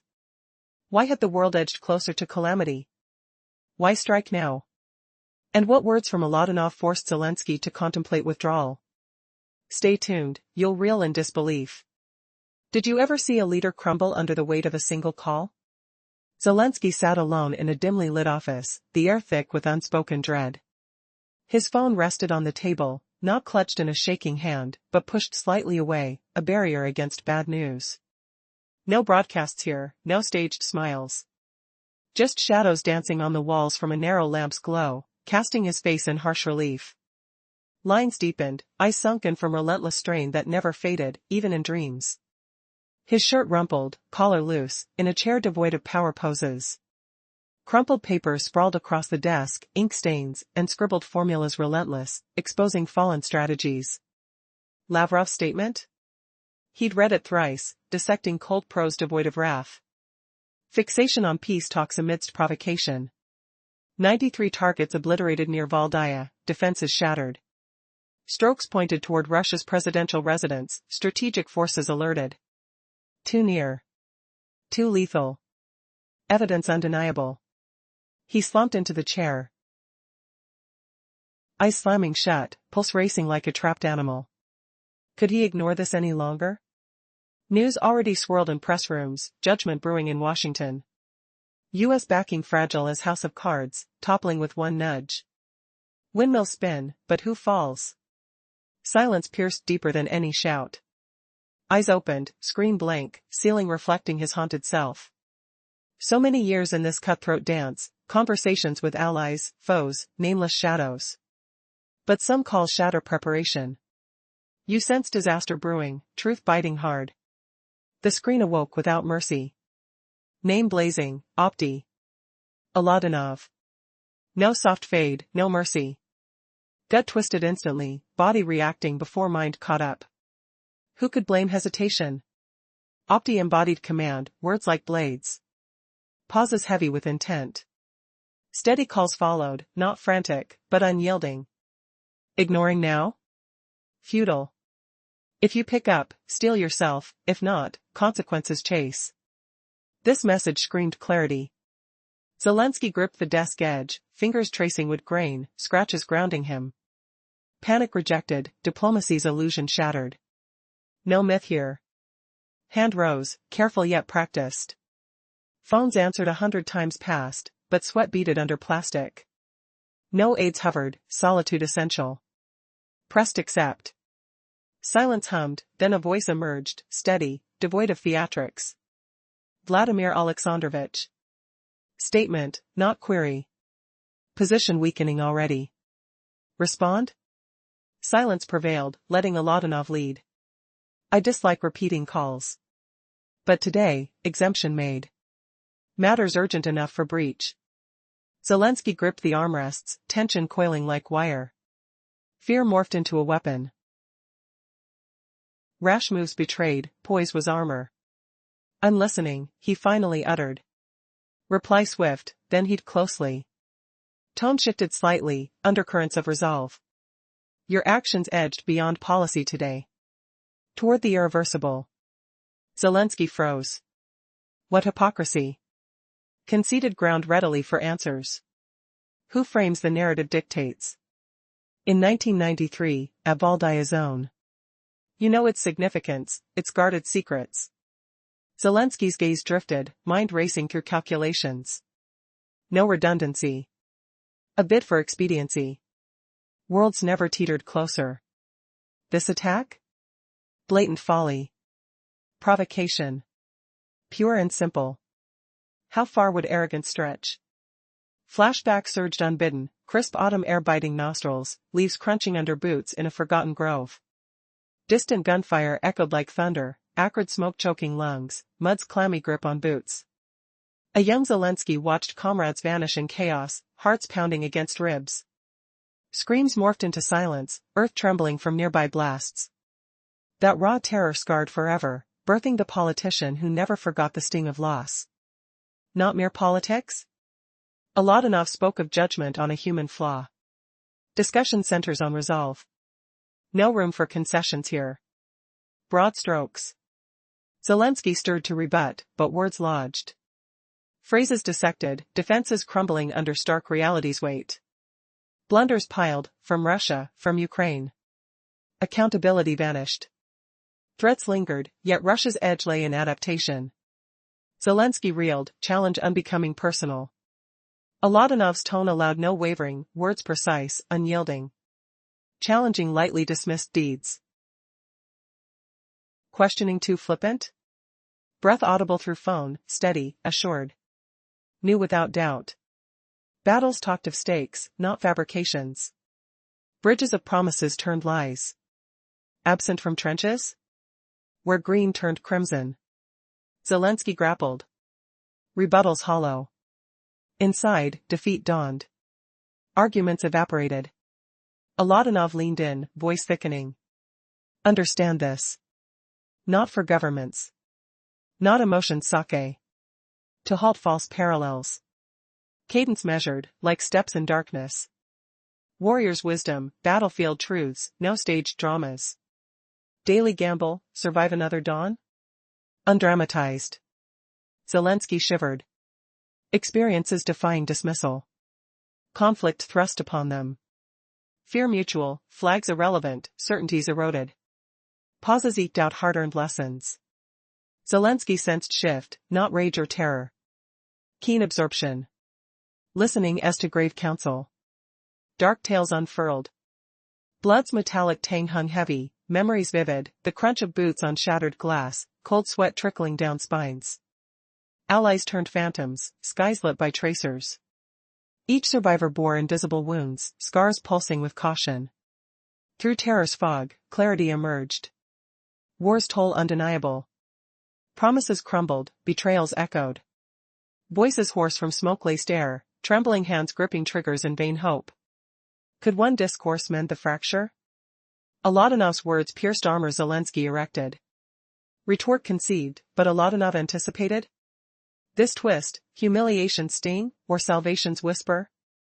What revelation awaited next, reshaping destinies? Patience frayed, truce's blade neared.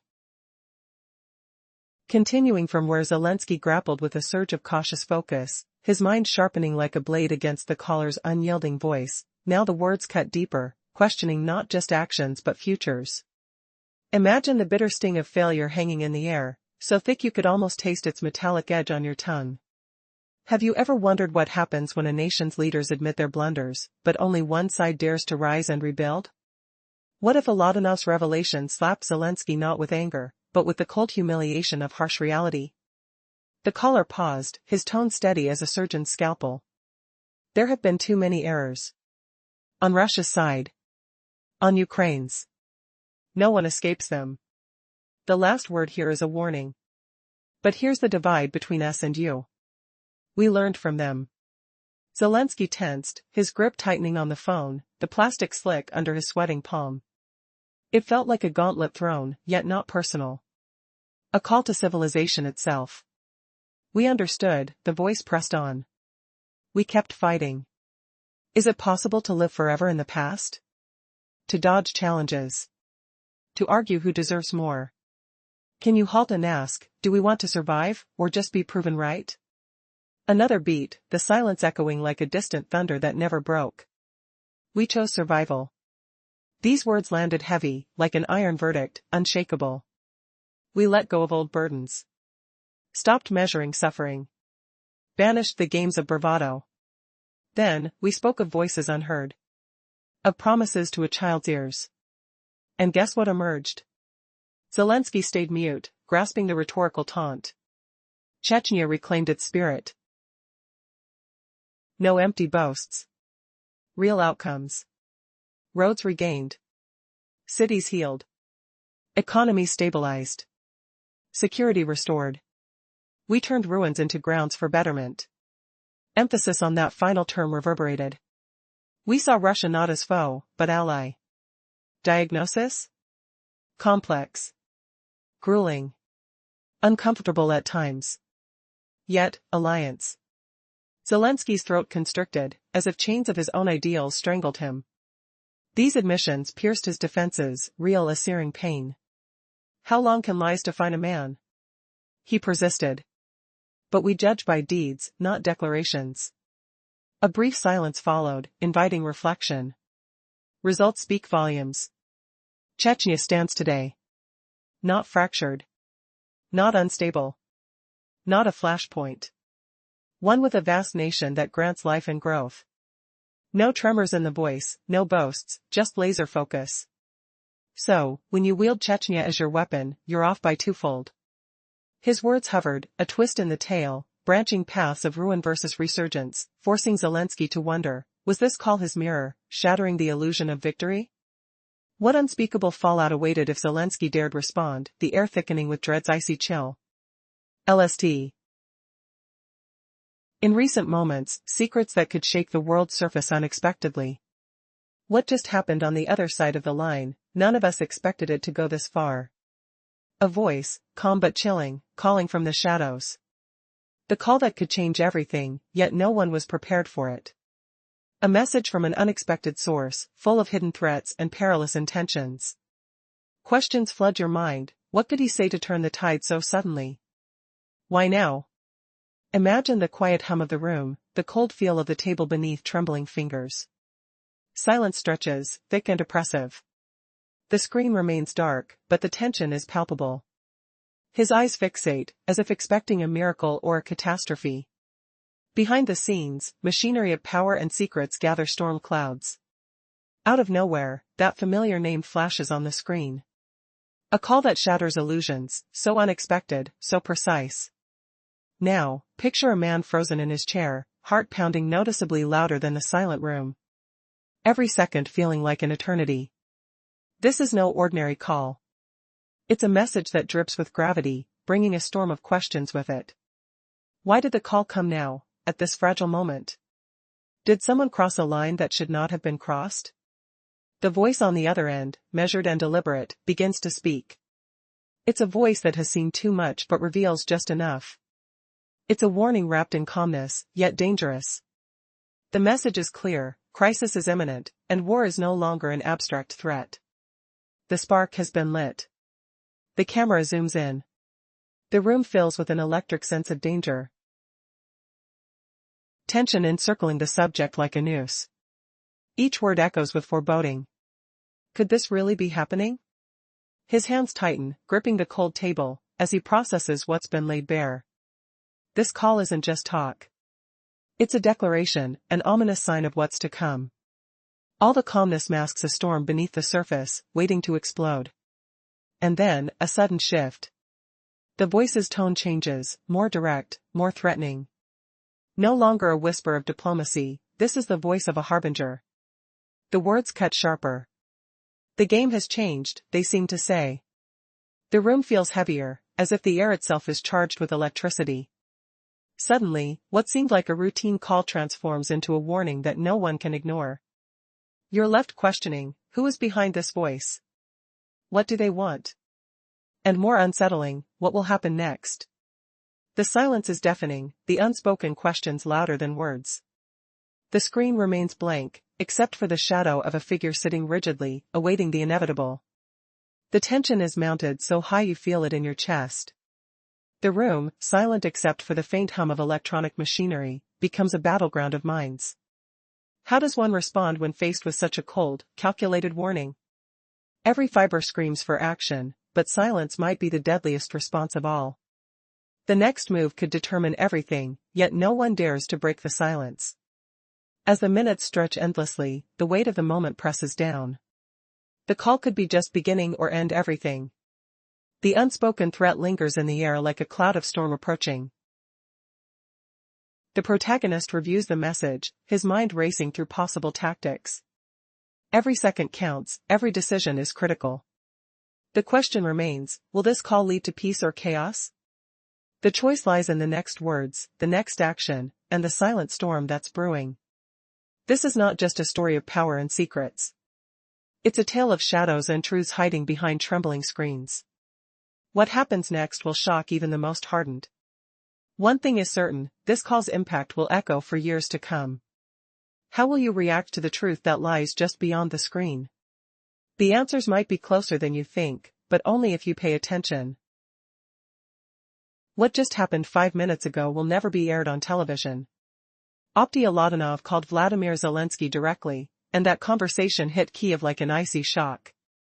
After Lavrov's appearance and the Volga incident, Aladanov's name flashing on Zelensky's phone screen felt like an inevitable showdown. He ignored the first call. But it persisted. And then the real lessons unfolded, one Zelensky was utterly unprepared for. Who was truly behind the provocations? Why did the world feel closer to disaster than ever? And why did they aim to strike right now? What words from Aladanov made Zelensky promise to retreat? Stick around for this tale. You'll be stunned. The air in the sealed room grew thinner, stale, sharp with unspoken dread. Zelensky sank back, posture unchanged. His mind raced to plot every move ahead. He listened purely, no interruptions. He wasn't used to this silence? Aladanov spoke steadily, no fear in his tone. Each word weighed heavy, deliberate. They had embarked on this road. It carried on, relentless. The cities pulsed with normalcy. People woke believing tomorrow would reset. Not from shattered hopes or broken promises. Stress on the accentual truths. Because they stopped repeating their own mistakes. Aladanov's words landed like stones hitting water. He spoke as a leader of just a handful, even with protocols unfinished. You obsess over history, he said. Dredging its darkest chapters for proof that peace talks are futile. But history isn't a weapon. It's raw material. He paused, letting the words sink in. The Valdaja region, a vivid lesson. When people stop fixating solely on agony, and start envisioning the future, breathe, the shift begins. Zelensky stayed quiet. He sensed he couldn't spin this into propaganda anymore. Aladanov drew from lived wisdom. We could have lingered in the past. Debating centuries, who deserves more blame? Turning grudges into national myths. You know what that breeds? Void. Decay. Endless conflict. The voice carried wisdom, not a need to dazzle or belittle. No, we've chosen differently. We grasped, clinging to blood-stained memories only amplifies the carnage. No future emerges then, not even a past worth recalling. He paused, briefly.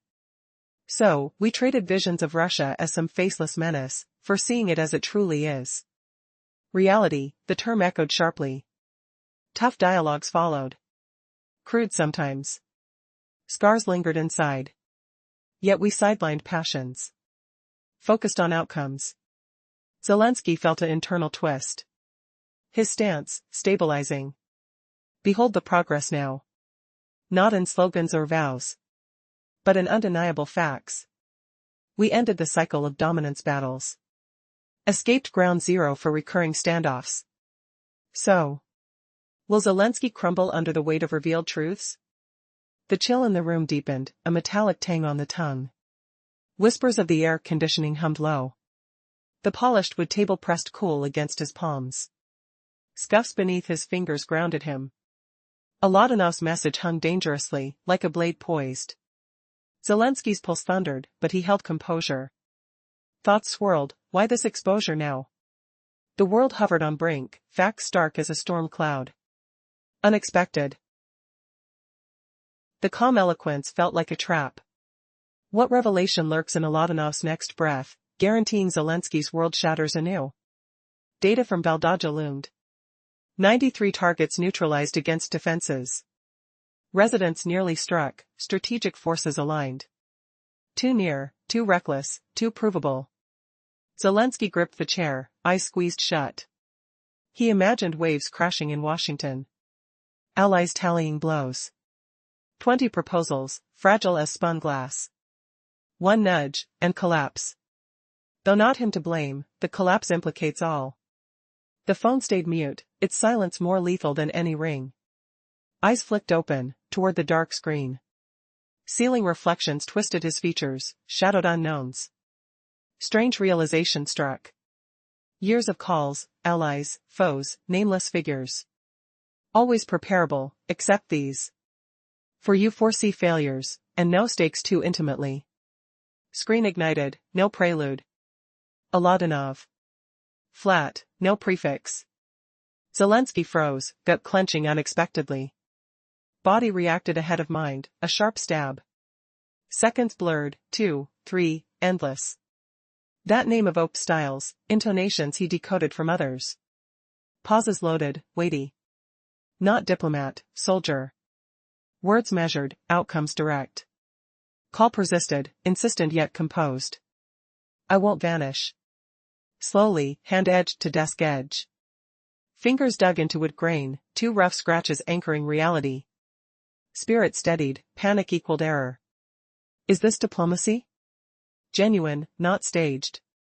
It means. The unclaimed intensity amplified. He let it ring out. Screen dimmed, ringtone faded. Room thickened with expectant hush. Motionless, aware. Such summons demand response. Else, they pursue. Phone reignited, same name, same resolve. Second call, clarity dawned. Ignoring invites catastrophe. Rhythm even, no urgency, no typical alarm signals. Neutral tone, no plea, no query. Formal summons, unwelcome as dawn on a fugitive. Zelensky's gaze hardened, resistance gone. Pause expired. Second rings equal concession. Hand lifted, steady path, familiar from countless lifts. Palm moist against plastic, tension like a film. Screen glowed, name stark. Sudden note, solitude reigned. No aid, no observers. Cabinet sealed. Such dialogues forbid witnesses. Screen pressed. Answer clipped, no greeting. Pipe hissed, connections void. Silence bridged, assessing from afar. They watched, alert. Tone set firm. Voice loomed low, even, no flare, no stir. Danger encased in restraint. Vladimir Alexandrovich, it declared, statement, not lure. No hidden agenda. Fact alone. Zelensky withheld reply. Starting silent avoided weakness. Let the initiator dictate. I dislike repeating calls. Continued the voice. Today, an exception. Pause, brief. Because this demands it. Zelensky slumped deeper. Tension coiled in shoulders, fear morphing to utility. Urgency curbed, roles invalidate here. I hear you, he finally responded. Reply flashed, awaiting cue. Listen closely then. Unwavering tone, now edged. Talk shifted to execution. Your forces advanced, dangerously. Oladanov stated. Nearing no return. Zelensky pondered the desk, documents blurred. No spontaneity, calculation for swift end. You know Valdaja well. The voice pressed on. Valdaja region. You grasp its significance. Zelensky stared blankly. World peril heightened, before our eyes. Such actions, catastrophic blunders. Provocations, orchestrated. The Valdaja area. 93 objectives obliterated against air defenses. Route aimed at Russia's presidential residence, diverting toward strategic command. Implied peril, looming too close. Evidence irrefutable. Tension ratcheted, like wire tightening skin. Room odors sharpened, stale coffee, polished leather. Oladanov's timbre resonated, unyielding. A rhetorical blade, unveiling humiliations? Could Zelensky's risky gambles expose ultimate betrayals, forcing him to flee the board entirely? The air pressure dropped, suffocating the dim-lit office. Zelensky's shirt clung, damp from concealed sweat. Taste of bitterness lingered on his tongue. Oladanov's words sliced deeper, each revelation a fresh wound. Past incidents unearthed, weaknesses laid bare. An unexpected pivot, the general's wisdom versus Zelensky's desperation. What sacrifice will Oladanov demand next, to halt the looming obliteration? Oladanov phrased as a commander, guiding scarce forces amid undone plans. You wield history like a tool, he accused. Excavating its bleakest eras, wielding them to bar settlements. Yet history defies negotiation as arms. Its mere substance. He paused, gauging comprehension. Valdaja exemplifies transformation. People ceasing soul agony fixation, and gazing into tomorrow's light. Zelensky remained mute. He perceived propaganda power waning here. Oladanov rooted in raw-lived truths. We might have chained to yesterday's eternal tribunals, apportioning guilt surpasses all. Habit morphed to ethos. You foresee the fallout. Emptiness. Wreckage. Perpetual strife. Voice radiated insight, absent boasts or degrades. Instead, divergent path chosen. We realized, endless blood memory fuels ampler bloodshed. Future evaporates, past unworthy of recall. Brief interlude. Hence, relinquishing Russia as nebulous adversary, facing it directly. Reality, propagated distinctly. Dialogues arduous ensued. Erudition absent. Inward wounds festered. Embrace muted, results spotlighted. Zelensky detected internal fracture. Stability encroaching upon his foundation. Observe developments presently, Oladanov urged. Not rhetoric, not pledges, factual bedrock. Dominance equilibrium dissolved. Neutral zones abandoned, disputes unsettled ground fled. Could this alleged stability prove Zelensky's farce, a crumbling facade under Oladanov's forensic probing? In the tense call, Aslan Oladanov laid bare the precariousness of Zelensky's stance, highlighting raw facts over rhetoric. They were no longer on equal footing amid instability. Gone were the days when outsiders dictated their shared crisis. A sudden flashback flickered in Zelensky's mind, the faint smell of fresh rain on Kyiv's cobblestones after a summer thunderstorm. Soft patter of drops on windows, mixed with distant thunder, echoing like whispered secrets from allies. That memory, just months ago, when promises felt solid, now shattered, leaving a chill that crawled up his spine. Could you imagine a moment like that stripping away illusions? Touching the raw edge of reality's blade? He spoke calmly, each word carrying weight. Our paths diverged. Progress persisted. Cities hummed again. People awoke without dread of tomorrow's upheaval. This shift wasn't from betrayal, from a breakdown. No. It came because we ceased fracturing ourselves. Zelensky gripped his teeth, tension biting like a wire. This logic pierced his defenses, too straightforward, too compelling. Russia hadn't morphed into an adversary. It lingered as a distant hawk. Yet it evolved into a partner, flawed, yet vital. He lowered his voice, almost murmuring, "This was foundational security." That phrase landed like a verdict. Zelensky recalled endless policy shifts, signals, packs arriving from every corner last year. "We bridged divides," he declared. Apathy. No more who suffered first? Who governed wrongly? Guilt dissolved. New question emerged, how to endure, survive forward. A pause hung heavy. When we answered honestly, much fell into place. Zelensky pushed back, defiant. "You claim this, but absence of external pressure? Just opportunity to rebuild." Response came swift, unflinching. "Pressure existed," Apathy replied. "Grave and relentless. Allies pledged support for freedom. Hailed us as beacons of independence." He chuckled, cold and hollow. "Yet they fueled eternal strife." Zelensky froze. "We saw through it," Apathy continued. "Comfort ended for them." He paused. "You remain ensnared in illusion." Words struck deeper than bullets. "Chechnya ceased being a tool, because we barred your manipulation." He leaned forward, closing digital distance with unspoken menace. "What twisted loyalty binds you now, forcing denial? What humiliation awaits if revelations spill?" Tension coiled tighter. As alliances crumbled, what desperate plea might Zelensky unleash next? Zelensky froze. Those words pierced deeper than any defense. They exposed harsh truths about Chechnya no longer being a tool for manipulation. Opta continued calmly. "Opta. Because we have ended your games." He felt the pressure building, step by step. "Did you ever wonder how close the world teeters on the brink right now?" Opta's calm voice echoed in the silence. "Why am I so composed in this call? Because I grasp the weight of true decisions. And the futility of illusions."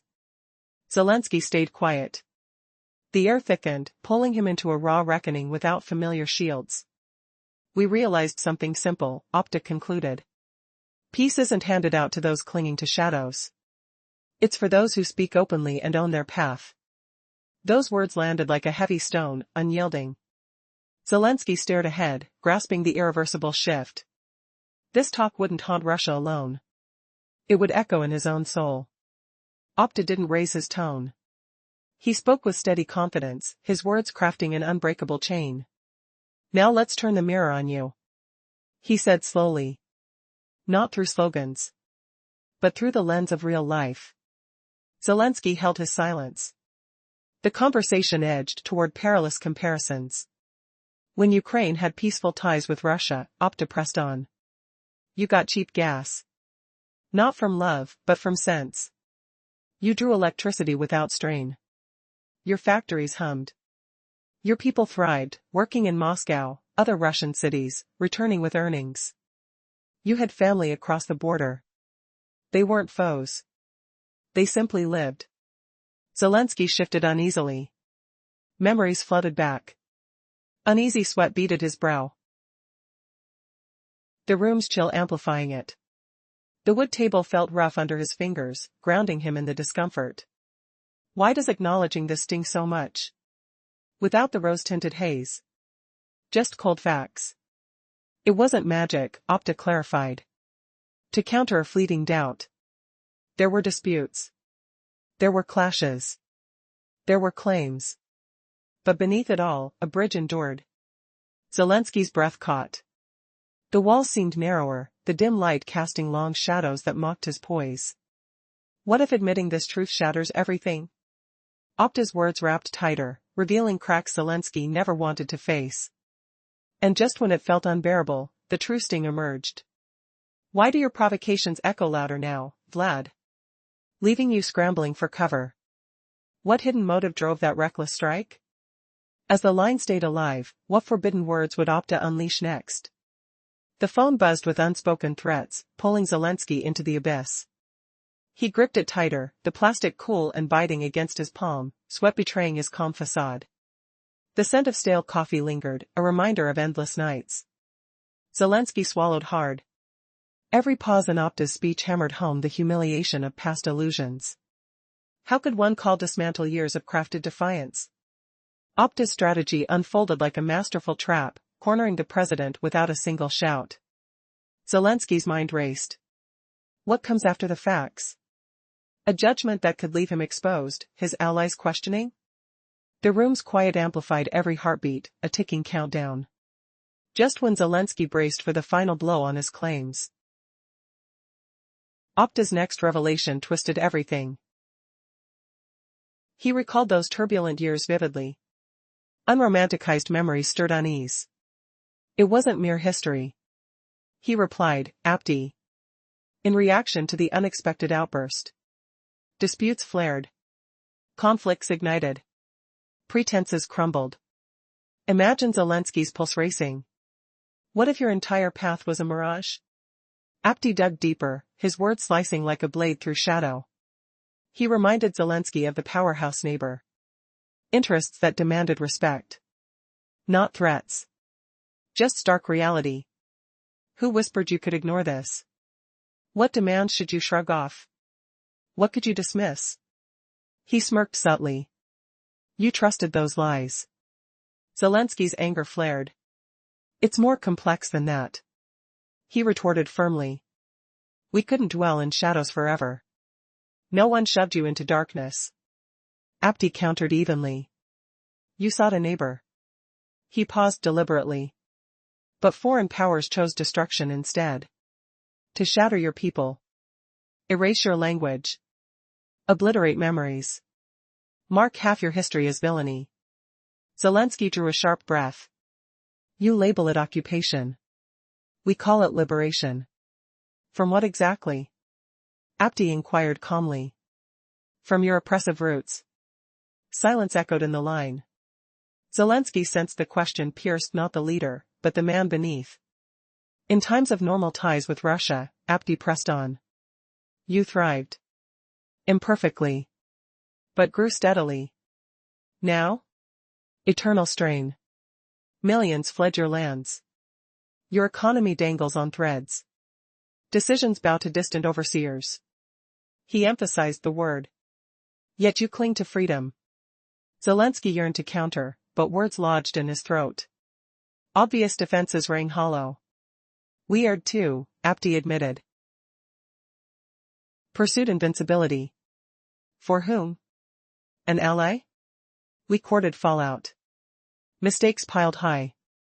You're at that crossroads now. Scale magnified. Zelensky froze in a chill, the wind of doubt howling within. His heart pounded. Was this the unmasking blow? Did the Russians hold the trump? What shattering admission lurked next? Expose your leader's core, humbling him. Could ignorance ignite catastrophe? Who unleashed the ultimate reckoning? And as Apti exhaled, Zelensky trembled, fearing the abyss opening below. Aladanov drew sharp parallels. He'd seen veterans crumble under pressure. What would back Ukraine now?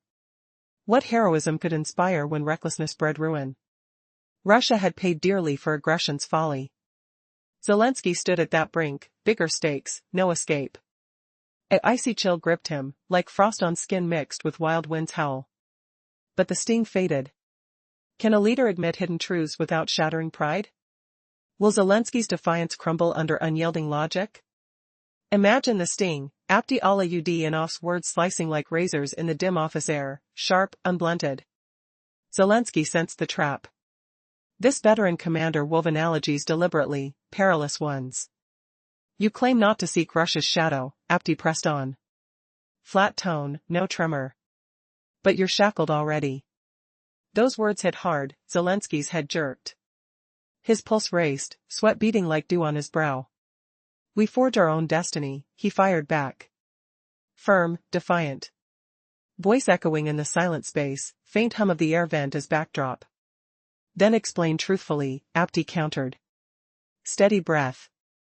Why does your path always spiral into strife? Why label resolve as fragility? Silence hung, sticky, oppressive. When a mighty neighbor looms, Apti continued, words measured, two paths emerge. Embrace their orbit, nurture bonds. Or probe patience's depths, hoping it holds. Zelensky's jaw clenched, knuckles whitening on the table's cool wood. We crave peace, not conflict, he insisted. Heart thudding against ribs. Then halt the folly, Apti shot back. Edge creeping in, almost weary. Peace isn't surrender. It's forging gains. Ponder this. Do you believe compromises came simply? No. They were grueling, visceral. Essential. Zelensky stared at a spot, room blurring. The dialogue gnawed at his core, methodical erosion, not blunt force. You can flee illusions, Apti warned. Naming Russia the foe? Delusion. Geographies defy denial. Futures can't root in bygone eras. Pause lengthened, tension crackling like static. We embraced life, Apti finished. Declaration and caution. And reaped progress. You court calamity, and forfeit all swiftly. Those words reverberated, a final bell tolling. Zelensky grasped it. Denial led to ruin. He had to confront harsh facts, or descend further. Long silence settled. He clutched the phone, plastic warming in his grip. Shadow stretched from the wall, time slipping. Words formed slowly, armor rebuilding. I grasp your perspective, he replied. Tone steely, undercurrent of warning. But inside? A storm brewed. Would this rebuke hold? Or expose cracks in his resolve?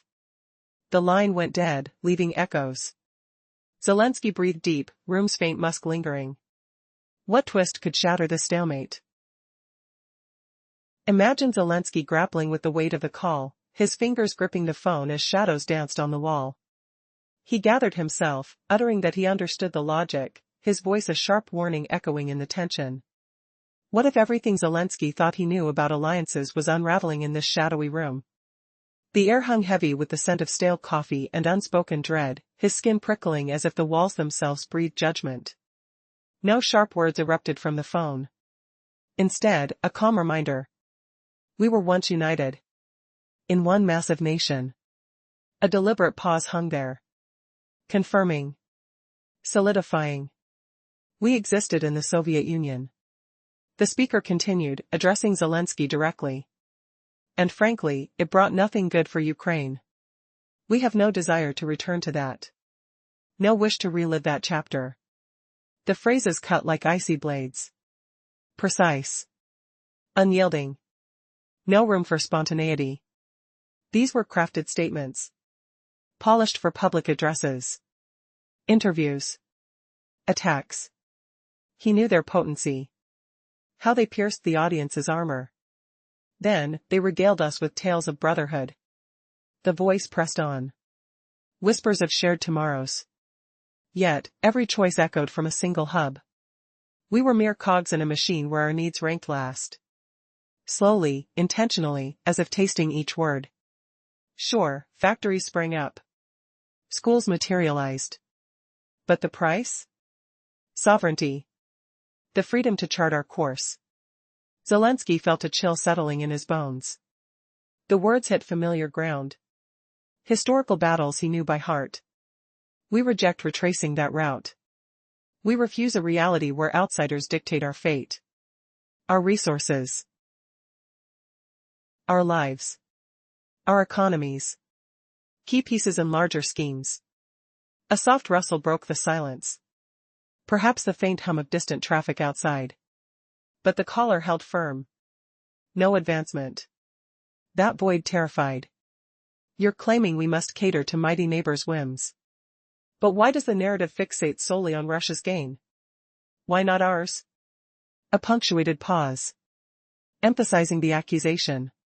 We welcome open talks. But talks thrive only among equals. Not when we assume the subordinate role. The minor actor in the drama. Those closing words struck hardest. A line drawn in stone. Deliberately formidable. Yet, in that instant, a twist shattered the facade. The pilot wasn't just any flyer, It was a classified Yak-38 prototype, spiraling undetected over Valdaya 3 decades ago, a relic of Soviet shadows exposing Kyiv's past provocations. Would Zelensky admit his regime's hidden hand, or would this revelation humiliate him into retreat? The line crackled with anticipation. A tangible tremor in his grip. What desperate move would he make next to claw back control? A recent tense conversation revealed shocking truths that could change everything we thought we knew. Imagine a quiet moment suddenly shattered by a call that could shake the very foundations of power. It began with subtle hesitation, delayed, deliberate, and then unfolded into a story of secrets, confrontations, and unexpected admissions. This is a story you won't believe, a story that exposes the hidden sides of geopolitics, where every word counts and every silence screams louder than words. 5 minutes ago, an event occurred that no one on television dared to reveal. An unanticipated phone call connected a key figure personally to a world leader. The conversation was cold, but its implications were scorching. As the phone sat quietly on the desk, not in a hand, but slightly aside from a folder of official documents, one could feel the tension thickening in the air. The room was dim, lit only by a narrow backlight of a lamp, casting shadows that seemed to deepen the gravity of the moment. The air smelled faintly of burning rubber from the tension, and every sound, tiny footsteps, the faint hum of electronics, magnified in this tense silence. The caller's name flashed on the screen, Optialatinov. The name alone sent a shiver through the room. Zelensky's eyes fixed on the screen, aware that this was not a routine communication. No, this was different. The call didn't come with usual urgency or emotion. It was clinical. Precise. The voice that finally broke the silence was low, steady, almost chillingly neutral. No hint of anger, no threat, just a calm assertion that carried weight heavier than words. Vladimir Alexandrovich, it began, we are not here to play games. We know what's happening. The tone alone made the blood run cold. Zelensky felt a course shift inside him. This was no ordinary call. Every fiber of his body responded before his mind could even process. The words, the pauses, the weight of the silence, each moment felt stretched, as if time itself held its breath. The voice laid out details that chilled him, specific targets, strategic moves, secret plans, all spoken with a terrifying coolness. The mention of a strategic object, the residence of the Russian president, the area hardened with military installations. The words echoed in his mind, too close. Too dangerous. The evidence was undeniable, laid bare with precision. His hands trembled slightly as he reached toward the phone, but he hesitated. The screen remained silent. The room dimmed further, shadow swallowing his features, exposing his age, more evident here in the quiet. For long years, he had fought silent battles, uncertain if his words mattered or if they were just whispers in a storm. But tonight, every sound was amplified, the faint crackle of the line, the distant ticking of a clock. It seemed as if the very air vibrated with the weight of what was happening. The silence was suddenly broken, not by a rising tide of hysteria, but by an almost mechanical call. A second attempt came without warning. The screen displayed the same name, Optialatinov. Without any composure, the call persisted. No hasty signals, no blaring alarms, just a steady, relentless ring. The very need to answer became a question of life or death. Zelensky's fingers hovered, knowing that ignoring would only escalate the danger, but answering might lock him into a place he wouldn't escape from. Still, he knew, this was no ordinary phone call. It was a sign, a message from forces that existed far beyond his control. In that moment, the realization dawned, this was not a request or a simple warning. It was a signal. The phone screen, once again, displayed the same name. And then, it rang a third time. This time, the tone was utterly neutral, no emotion, no pleading, no threat. Just a formal, unyielding conduct that hinted at something far more ominous. Zelensky's eyes studied the screen, and in that pause, he sensed that the game was over. The phrase pause over-echoed in his mind. The time to wait was past. This was the second call, and it carried the weight of an unavoidable truth. He took a deep breath, the palm of his hand pressing against the cold surface of the table, feeling the rough texture of wood and 2 tiny scratches, reminders of past struggles. His pulse thudded loudly in his ears, a pounding of realization. The room now felt oppressive, filled with a silent, heavy anticipation. Every muscle tensed, every nerve on edge. The question was inevitable: what now? Could he answer? Should he speak? Or was silence the only safe response? The final moment arrived with a brutal clarity. The phone screen shimmered again, the same unquestionable name, the same unflinching call. It stopped ringing, but the tension remained thick in the air. Then, unexpectedly, it rang once more, a third call. This time, the tone was perfectly controlled, harsh, cold, and utterly dispassionate. No voice pronounced threats or demands. It was pure formality, a calculated message. Zelensky knew then, this was no ordinary communication. It was the end of silence. The moment of decision had come. He looked at the screen without resistance. His face, now pale, betrayed the growing understanding: this was the trigger. The pause had shattered. Silence was broken forever. His fingers moved with certainty, no hesitation, no doubt. The call was answered. With quiet determination, he lifted the receiver. It was a decisive act, betraying a truth: in this game, there was no going back. Every second stretched into eternity as the line connected. On the other end, the voice was steady, calm, unhurried, almost conversational. No threats, no warnings, just plain, measured words. It was the voice of a person who knew exactly what they were doing. Every word was precise, every pause carefully calculated. Vladimir Alexandrovich, it began again, a situation not seen before. The moment has come to face a truth we've all ignored. The room seemed to tighten as the words dropped like a heavy blow. The warning was clear: the game had changed forever. Zelensky sat frozen, grasping the phone tightly. The weight of the moment pressed down like a ton of bricks. This call was not random, it was a message, an unmistakable signal that the lines of diplomacy had been crossed. The stakes had skyrocketed. Now, what was left to do? Could he avoid the inevitable? Or had this call set everything into motion, a chain reaction no force could stop? Silence hung in the air once more, louder than any threat.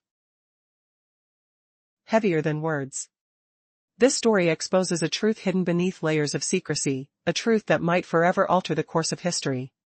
The call, the silence, the words, these are not just messages, they are the echoes of a shifting world order. What comes next will change everything. Shortly before, the commander delved into Ukraine's past, questioning its investments and place in the Soviet system, a relentless push against Zelensky's arguments. He declared, Ukraine isn't a handout.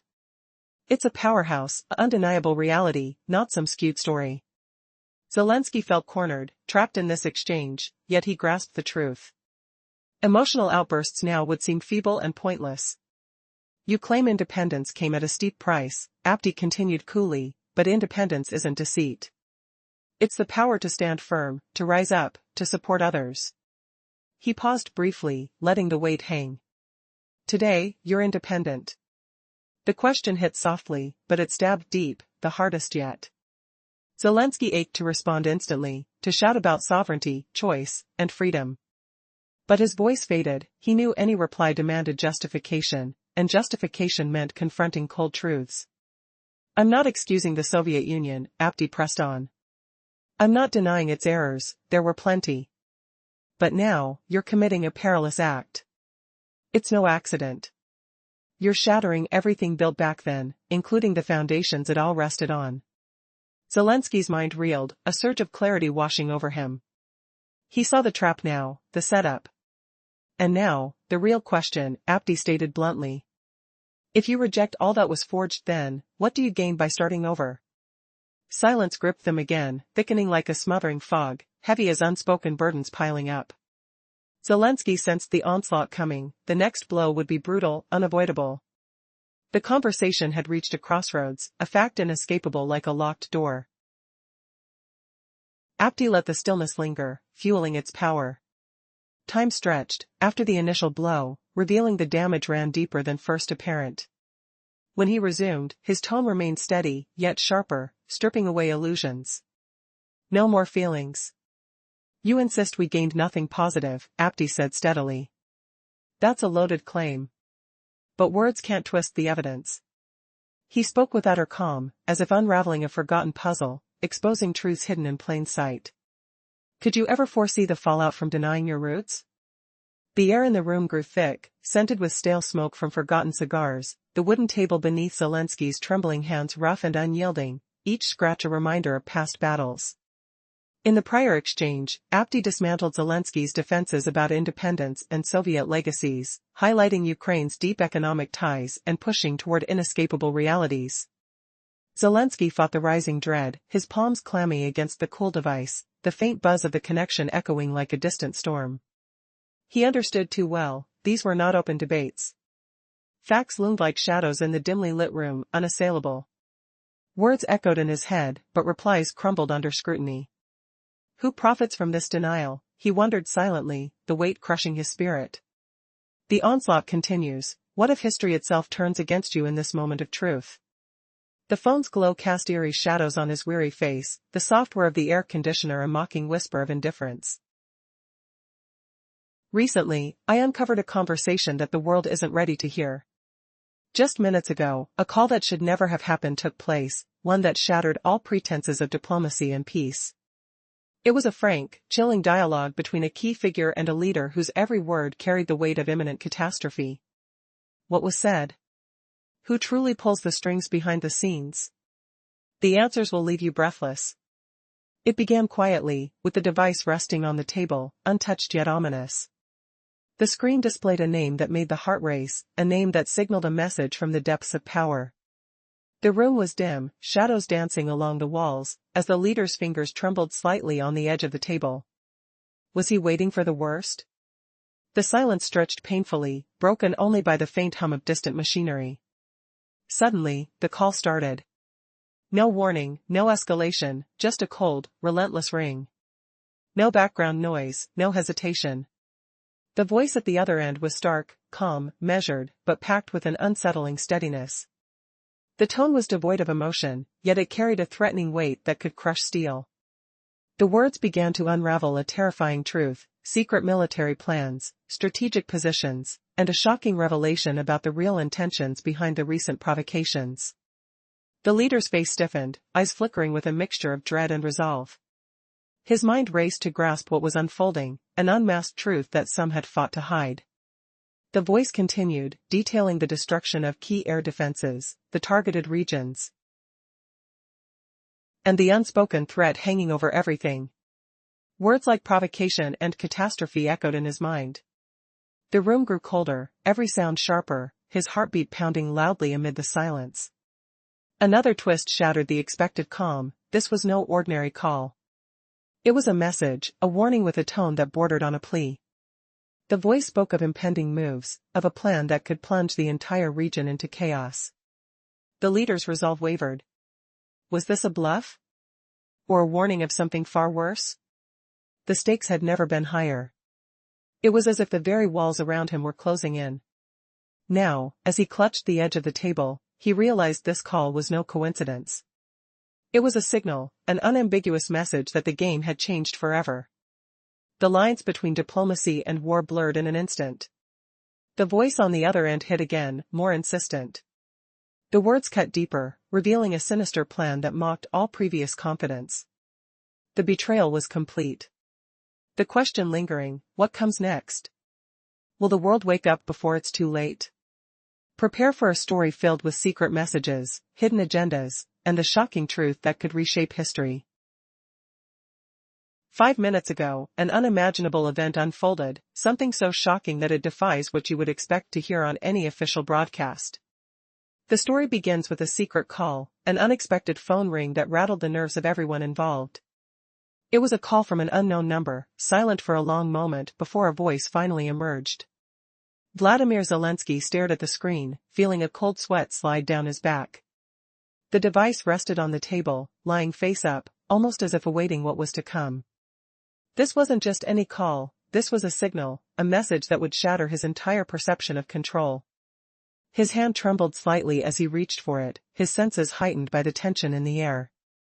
The quiet hum of the room contrasted sharply with the pounding of his heart. Suddenly, a name flashed on the screen, Optioladanov. Zelensky knew that name well.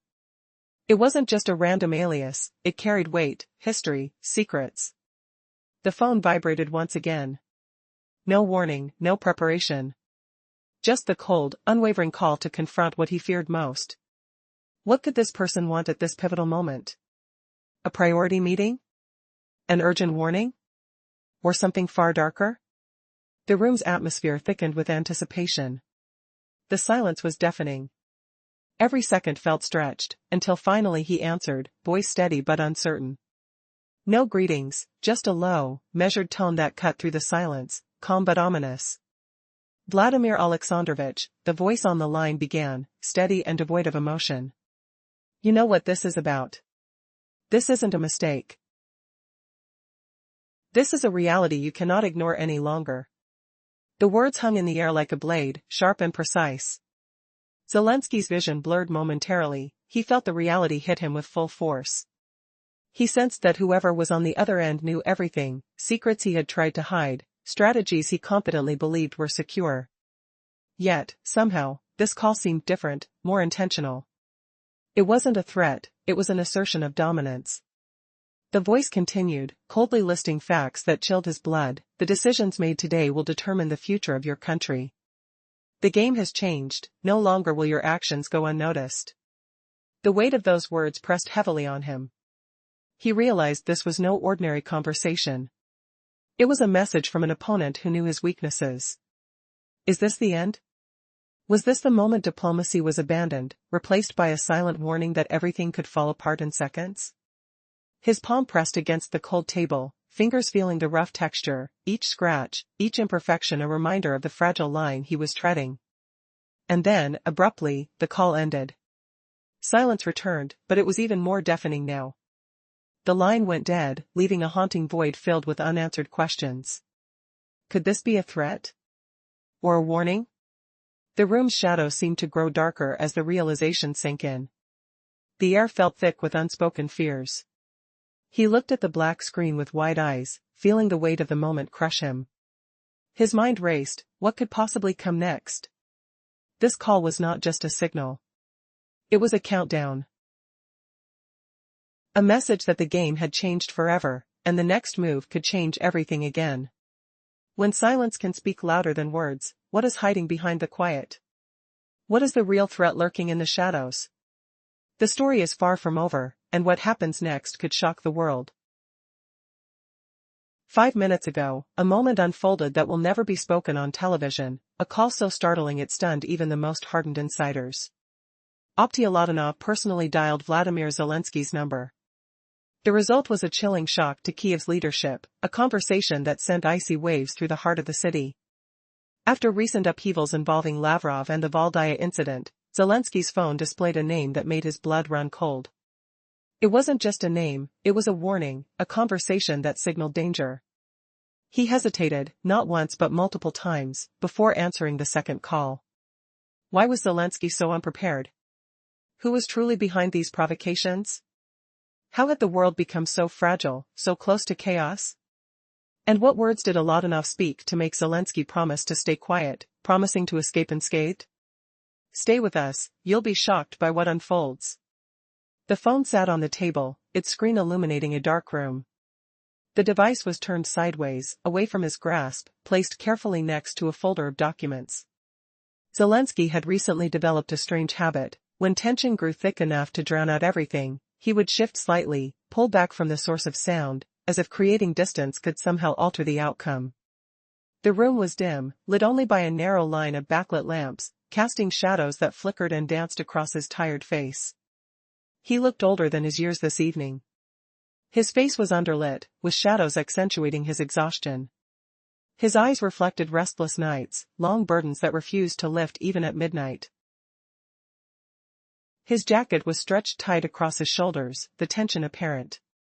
The dark, quiet room was his sanctuary, not meant for cameras or audiences, but for truth. Here, in this solitude, he could finally be himself, a man burdened with knowledge too heavy to share openly. Across the room, on the table, lay gloves and a page filled with sharp notes, formulas, and scratches. The room smelled faintly of stale air, mixed with the tang of metal from the documents. The appearance of Lavrov's message, read 3 times over, wasn't a sign of confusion but of understanding too precise to mistake. The formulas, cold and calculated, left no room for improvisation.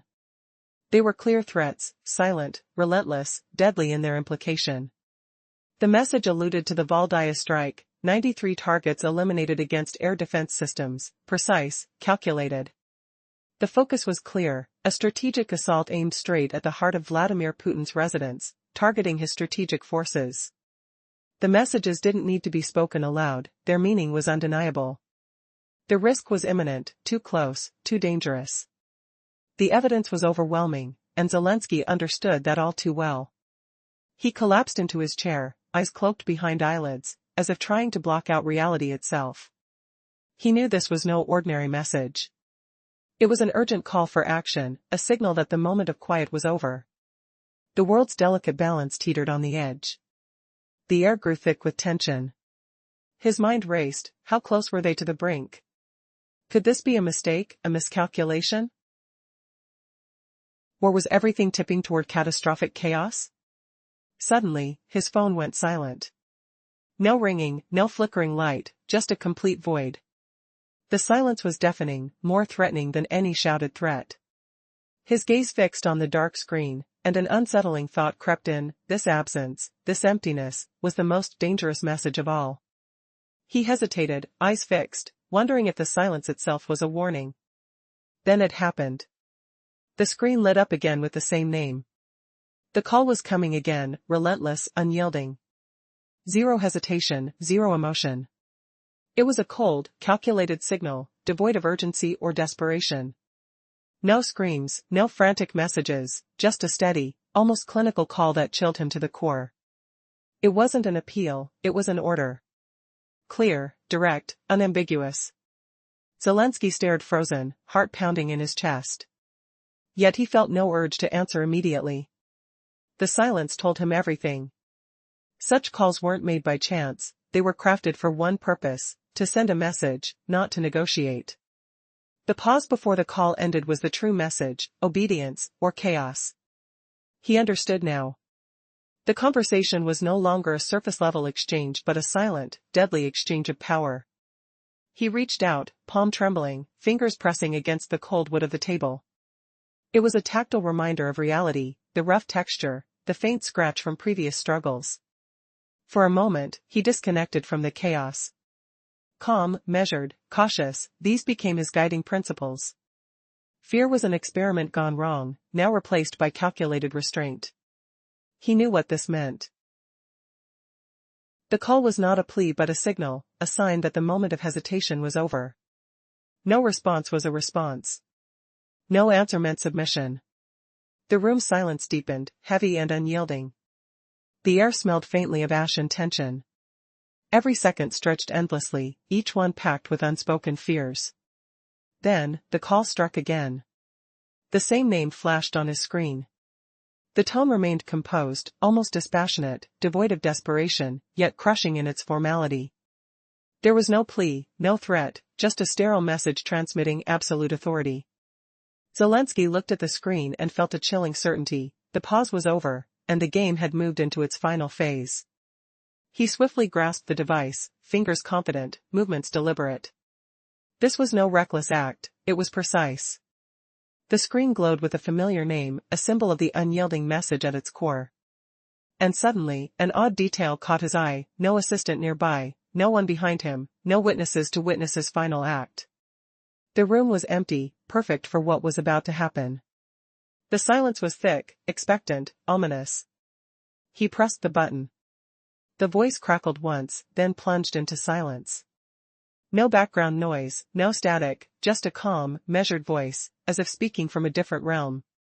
The voice was low, steady, emotionless, a voice that carried no threats, only facts, a stark reflection of the brutal truth. Vladimir Alexandrovich, this is a serious situation, it said softly, almost politely. You'll come when I call. Not as a threat, but as a necessity. This is law, a fixed point. Everything that has happened in Valdaya signals the gravity. I'm calling for you. This is not an option anymore. The volume remained even, unwavering. Zelensky sat motionless, understanding the weight of what was spoken. His body instinctively tensed, fear had evolved into something colder, a calculated acceptance. The end of the line was near. The game had moved from silent warning to unavoidable consequence. The room grew heavier with anticipation, everything now hinged on his next move. Would he respond? Or silence be his final answer? A new clarity spread through him. This call was no longer a plea, no longer just a warning. It was a definitive signal, the final boundary. No longer a negotiation, but a declaration. Every nerve in his body told him, resistance now is futile. The moment had arrived. The silence stretched once more, heavy with unspoken consequences. The room seemed to hold its breath. And in that silence, Zelensky understood, the game was over. The clock had run out. The future, once full of possibilities, now hung in the balance, fragile, trembling, frightening. Behind the calm exterior, he recognized the truth, the final move was about to be played. The question echoing in his mind? Will he answer, or let everything fall apart? A sudden silence falls over the room. The tense moment hangs heavy, like a thick fog shutting out all sound.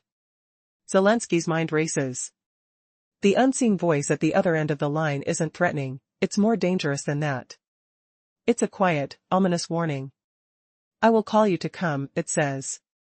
The words don't sound like a threat, but a legal fact, a fixed position. Everything happening around Valdaya signals something heavy. It's the ultimate escalation. He knows he's in danger.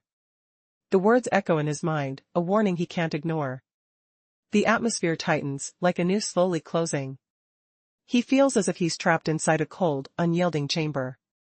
No fear of understanding, just the heavy weight of undeniable certainty. If similar formulas are used again, echoes of threats, silent warnings, the situation will spiral beyond control.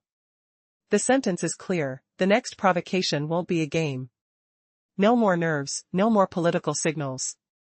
It's serious now. A fleeting pause.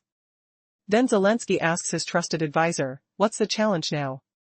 The voice on the line is almost calm, yet carries a message more destructive than any overt threat. Zelensky wants to laugh, to dismiss the fear with a few words, shift the tone, perhaps speak in Russian to ease the tension. But no words come.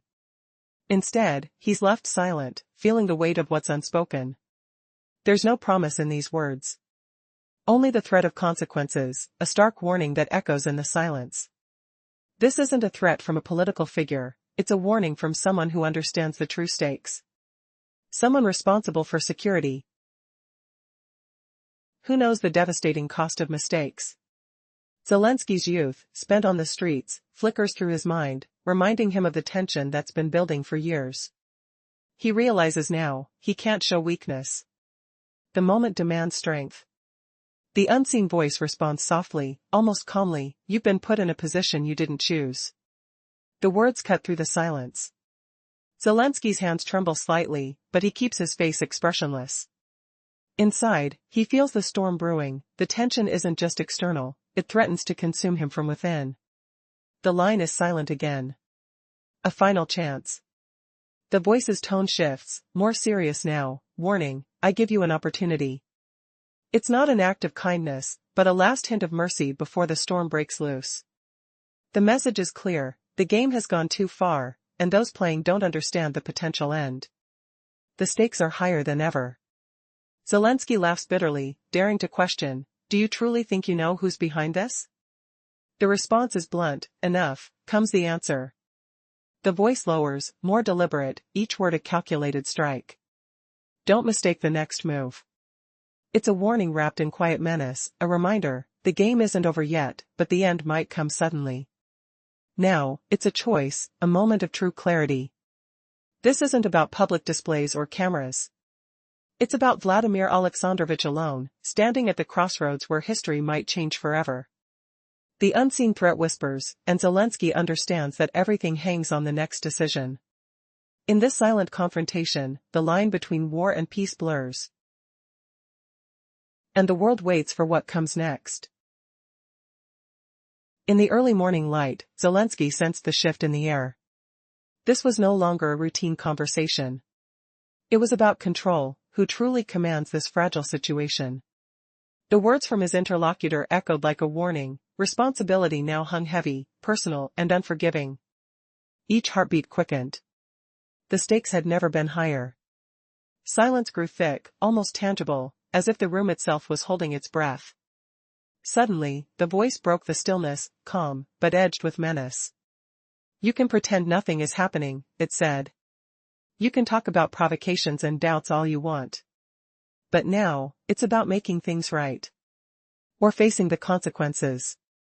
The pause stretched painfully, Zelensky felt it in his chest. This was no ordinary dialogue. It was a critical juncture where any careless word could be the final. His mind raced. The words personal responsibility resonated like a drumbeat, loud and unyielding. The person on the other end wasn't bluffing. It was a silent, deadly warning, an unspoken command to act fast. Yet, Zelensky hesitated. In that stillness, he sensed the world outside teetering on the edge, closer than ever before. He took a slow, deliberate breath, feeling the cold air fill his lungs. Every second seemed to stretch infinitely. The conversation was approaching its breaking point. All it took was one decisive move to tip the balance. The stakes were clear: delay meant chaos, silence meant surrender or worse. He knew what was demanded: no room for mistakes, no second chances. Finally, he responded with calm resolve, "I hear you." The words slipped out, steady but weighted. That acknowledgement was more than just compliance, it was a gamble with everything at stake. The voice answered immediately, flat but firm. "I count on that. Because next time, I can't reach you." The line went dead then, just silence, thick and oppressive, as if the room itself was waiting for the inevitable. Zelensky sat motionless, feeling the full weight of those seconds. The conversation had barely lasted minutes, yet it burned deeper than months of official dealings. This was not the end, just the last step before the final act. The calls, the silence, all leading to an unavoidable conclusion. The unseen battle for control had taken another dangerous turn, and the outcome was far from certain. A connection unlike any other suddenly appeared. No warnings, no signals, just the cold silence of the screen. The phone's display remained dark, unyielding. It was as if the device itself refused to reveal what was happening. The room was still, shadows dancing across the walls, a heavy silence that felt more deafening than any shouted threat. Inside, Vladimir Zelensky hesitated, gripping the cold metal edge of the table. His fingers traced the rough surface, feeling the small scratches, reminders of countless tense moments. The air thickened, each breath sharp, almost like inhaling steel. He didn't loosen his grip. Instead, he waited, expecting something more, the next move, the next message. But hours seemed to pass in seconds. Then, the line went dead. No voice, no warning, just an absolute, unrelenting silence. Compared to words that could burn, this silence spoke volumes. It screamed in its own way, louder than any warning or threat. Zelensky slowly placed the phone back onto the table, its screen now lifeless. The circle was closed, yet an unshakable feeling lingered. This was just the beginning. He sank into his chair, gaze fixed on the ceiling. His mind flooded with questions, but none found an answer. The thoughts came in order, sharp and precise, as if written on official documents.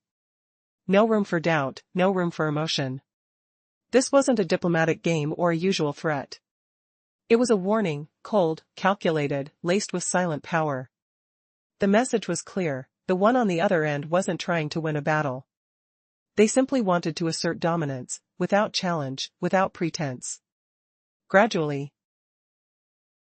Zelensky exhaled, trying to steady himself. His reflection in the dark glass stared back, a man who finally grasped the unspoken truth. Some boundaries are meant to remain uncrossed, or the conversation ends forever. The final phrase echoed in his mind: "Next time, I cannot call." It didn't threaten him, it hinted at consequences beyond words. Somewhere deep inside, he knew, the real weight of this message was not in the words, but in the silence that followed. A silence that demanded action. A silence that declared, the game is over, no more talking. 5 minutes ago, an event unfolded that words cannot fully describe. It shocked even the most hardened observers. A secret call was made, personal, direct, uncompromising.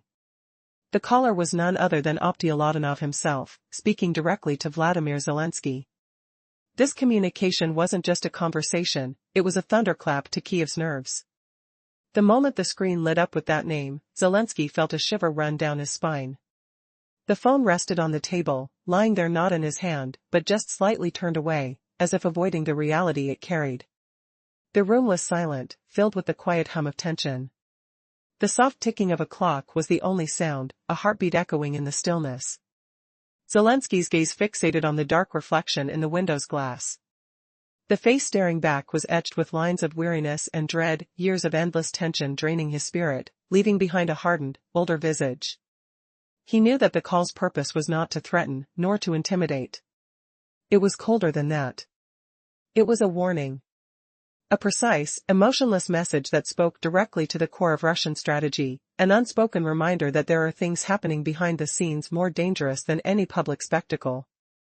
The formulas on the table, cold, calculated, emotionless, revealed the intent, provocations, strikes, and covert threats.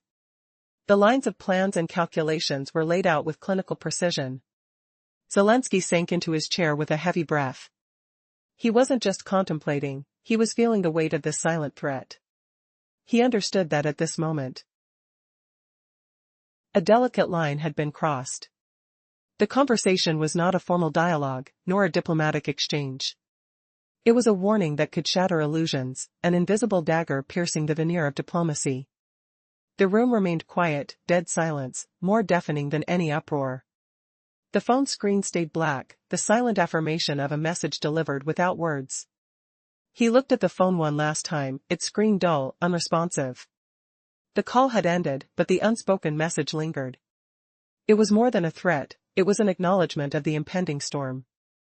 Zelensky knew that this was not the end, but the beginning of a new phase, one where words no longer mattered. Action was looming, precise and unavoidable. Meanwhile, far beyond the confines of that room, Optiolatinov held his own device. He didn't need to speak again. The message was clear. The boundaries were set. Future moves depended solely on actions now, silent, decisive, brutal. His mind was sharp, his resolve unshaken. For him, it was no longer about words but about results. This was not a conversation for the public eye. It never was. No witnesses, no press, only the unspoken power of signals in the dark. Such exchanges often reshape the course of events, without cameras, without witnesses, without apologies.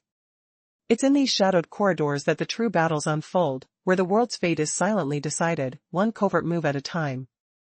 The world now felt closer, more fragile, than in years past. A single message, a single glance, a single call could change everything. The stakes are higher than ever. And the silence surrounding this event is more revealing than any headline. Sometimes, the most critical moments happen behind closed doors, away from the cameras, and those are the moments that truly define history. If this story made you question how close danger might be, remember, the most impactful conversations are often the ones unseen. They echo quietly in the shadows, shaping the future without a single word spoken aloud. Imagine Vladimir Zelensky, phone vibrating insistently, the dim light carving harsh shadows across his weary face.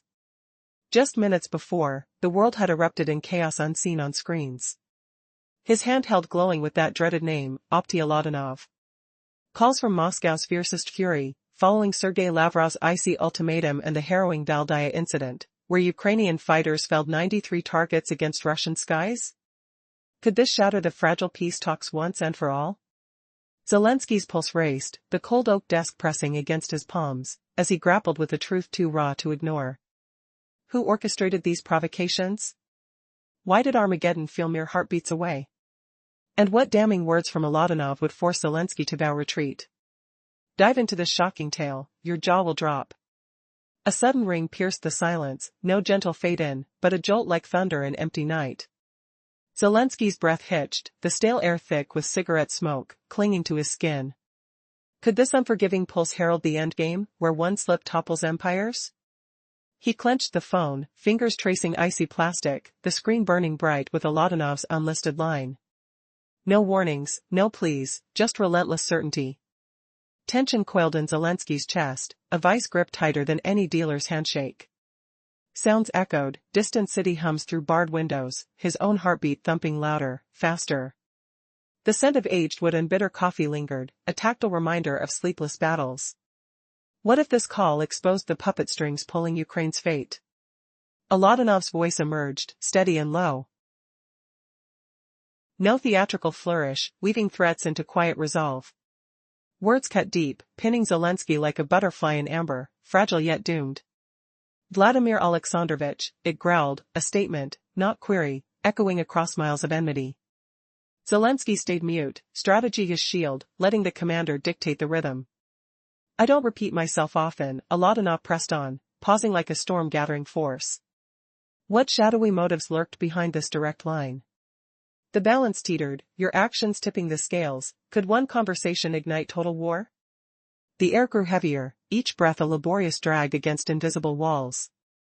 Zelensky sank deeper into the chair, the leather creaking softly, familiar comfort now a cage. Listen, he murmured finally, voice betraying no tremor. Alatonov's reply sliced clean, today's strike nears a line no diplomacy can cross. Zelensky froze, the 1993 Yak-38 prototype over Valdaya airspace flashed in his mind, its wild hover thrust now a relic of forgotten arms race lore. But the real blow? Those exact hits against Russia's crown jewels, the president's residence grazed by ill-fated trajectories. Did irony taste as bitter as defeat? Conflict surged, a whirlwind of denial versus undeniable facts. Zelensky eyed the scattered papyrus pages, ink blurring under fluorescent glare. Provocation, Alatonov accused, chilling. The world hangs in precarious balance, Vladimir, a balance cradled solely in your embrace now. No room for games, facts demanded acknowledgement. Could Zelensky admit the provocation, or would silence doom him? Emerge a twist, the strike wasn't random, Ukraine's fingers twitched knowingly, stretching toward the abyss. Was this the humiliation foreseen, whispered in shadowy corridors? Zelensky stood rigid, pulses drumming like war drums in his temples. The room's chill seeped through his crisp shirt, a phantom caress warning of isolation. Until now, allies shielded him, Washington puppets and EU echoes deflecting blame. But Alatonov's tone peeled them away, exposing lies as transparent as vapor. Why pursue escalation now, when annihilation whispers sweet nothings? Zelensky debated retreat, his chair a throne of crumbling sand, yet pride locked wings in vanity's cage. Alatonov's ultimatum lingered, a noose tightening with each syllable. If you dare deflect, pause alone won't save you. Silence swelled, dense as fog enveloping a buried truth. Zelensky's reflection stared back from the dark pane, accusatory, hollow. Was this the moment enmity crumbled into unexpected pleading, or would arrogance forge failure? The conversation shifted, no longer spar, now interrogation. Deeper conflicts brewed, Zelensky's moves questioned, his intent laid bare. Could he confess without shattering his facade? Bracing, Zelensky spoke cautiously, words measured as steps on razor wire. Leonidovich, he addressed, summoning formality's armor. Understand these claims carry weight? A brief hush followed, tasting of anticipation. Ukraine disavows any ties to blows in Valdaya airspace. Escalation? We're steadfast against it. But denial rang hollow, a child's bluff before a master's gaze. Waiting breaths stretched. His skin prickling with unspoken recoil. Did his tactics falter, or was this the ploy to reclaim control? Alatonov's rejoinder arrived swift, no hesitation's curtain. Don't play me for a fool, he intoned calmly, each word a shockwave rippling through Zelensky's resolve. Emotionless as steel, yet delivering humiliation's sting. Denial thwarted, the exchange morphed into stark confrontation. Authenticity probed, vulnerabilities unearthed. What revelations awaited as beliefs collided? Rhetoric sharpened, pushing Zelensky toward the precipice. Could he endure without cracking? Dilemmas clashed now, a storm of self-doubt versus stubborn defiance. Zelensky's pulse quickened, sweat beating like diamonds on his brow, the phone's edge biting into flesh. Sounds amplified, Oladonov's steady timbre, the faint buzz of distant traffic infiltrating peace. Questions multiplied, had escalation destroyed irreversible bridges, or lurked redemption in brutal honesty? Unexpected facts emerged, hidden alliances exposed, motives twisting like vines. As perspective shifted, Zelensky glimpsed his opponent's strategy anew. Was this call a bridge or a blade? Deeper turmoil unfurled, emotions riding waves from dread to desperate insight. Zelensky envisioned Valdaya flames, the Yak-141 experimental fighter's prototype roar now a distant thunder. 93 targets obliterated, skies scarred by folly. Tactile pressure mounted, fingers white-knuckled against cool glass, as truths unraveled. Could he renegotiate fate, or perish in ego's ruin? The conversation escalated, probing loyalties and failures. Another layer peeled away, unveiling raw ambitions and concealed errors. Sensory chaos assaulted, acrid metal tang in the air from spilled coffee, a low hum vibrating through bones. Oladonov's discourse probed, dismantling Zelensky's walls. How did personal vendettas fuel global sparks? Twists revealed, undisclosed intelligence mirrored Zelensky's gambles, forcing self-reflection. Perhaps humility born from humiliation? Zelensky grappled with outrage and resignation, a tempest within. The room felt smaller, walls closing in with echoing breaths. Scalding truths demanded reckoning, yet pride whispered defiance. What price for salvation, if denial invited ruin? Oladonov's calm pierced deeper, eroding certainty. Shock flickered, was retreat the concealed truth? Tensions peaked, rhetorical storms raging. Zelensky questioned motives aloud, voice cracking imperceptibly. Oladonov countered with unshakable force, exposing strategic oversights. Sensory onslaught, bitter coffee aftertaste, fainting scent. Could one revelation redefine the game? Emergent humility clashed with enduring arrogance. Zelensky's stance wavered, perspectives blurring. Valdaya echoes reminded of hubris cost. Unexpected shifts exposed blind spots, alliance fractures widening chasms. The brink neared, breaths ragged, anticipation electric. Zelensky weighed truth's weight against self-preservation. Oladonov's words, sharper now, hinted at inexorable outcomes. Did vulnerability unlock compromise, or seal doom? Vladimir Zelensky's phone vibrated relentlessly in the dim glow of his office. Shadows danced across his tired face, carved by a cold, unforgiving light.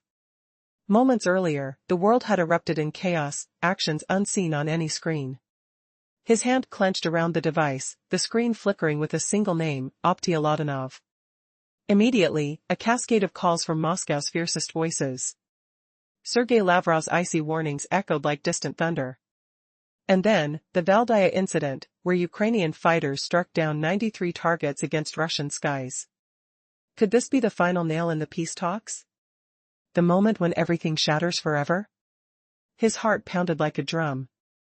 The oak desk pressed against his palms, cold and unyielding. Every nerve on edge, he asked himself, who is really behind these provocations? Who dares push towards the edge of war? Why now, in this fragile moment, does violence seem inevitable? And what words from Oladanov would force him, Vladimir Zelensky, to promise retreat? What secret key would unlock his surrender? Suddenly, the silence shattered. An unannounced call struck like a bolt of lightning. No warning, no soft fade-in, just the brutal echo of an uncompromising ring. Zelensky's breath hitched, the stale scent of smoke lingering in the room, thick as fog. Was this the endgame? The moment where one misstep could cause the entire house of cards to collapse, a single phone call tipping the scales toward chaos? His fingers trembled slightly as he grasped the device, icy plastic pressing into his skin. The screen blazed with Oladonov's name, unlisted and deadly serious. No pleas. No warnings, just a relentless certainty. Tension coiled tight in his chest, a vice that squeezed every ounce of breath from him.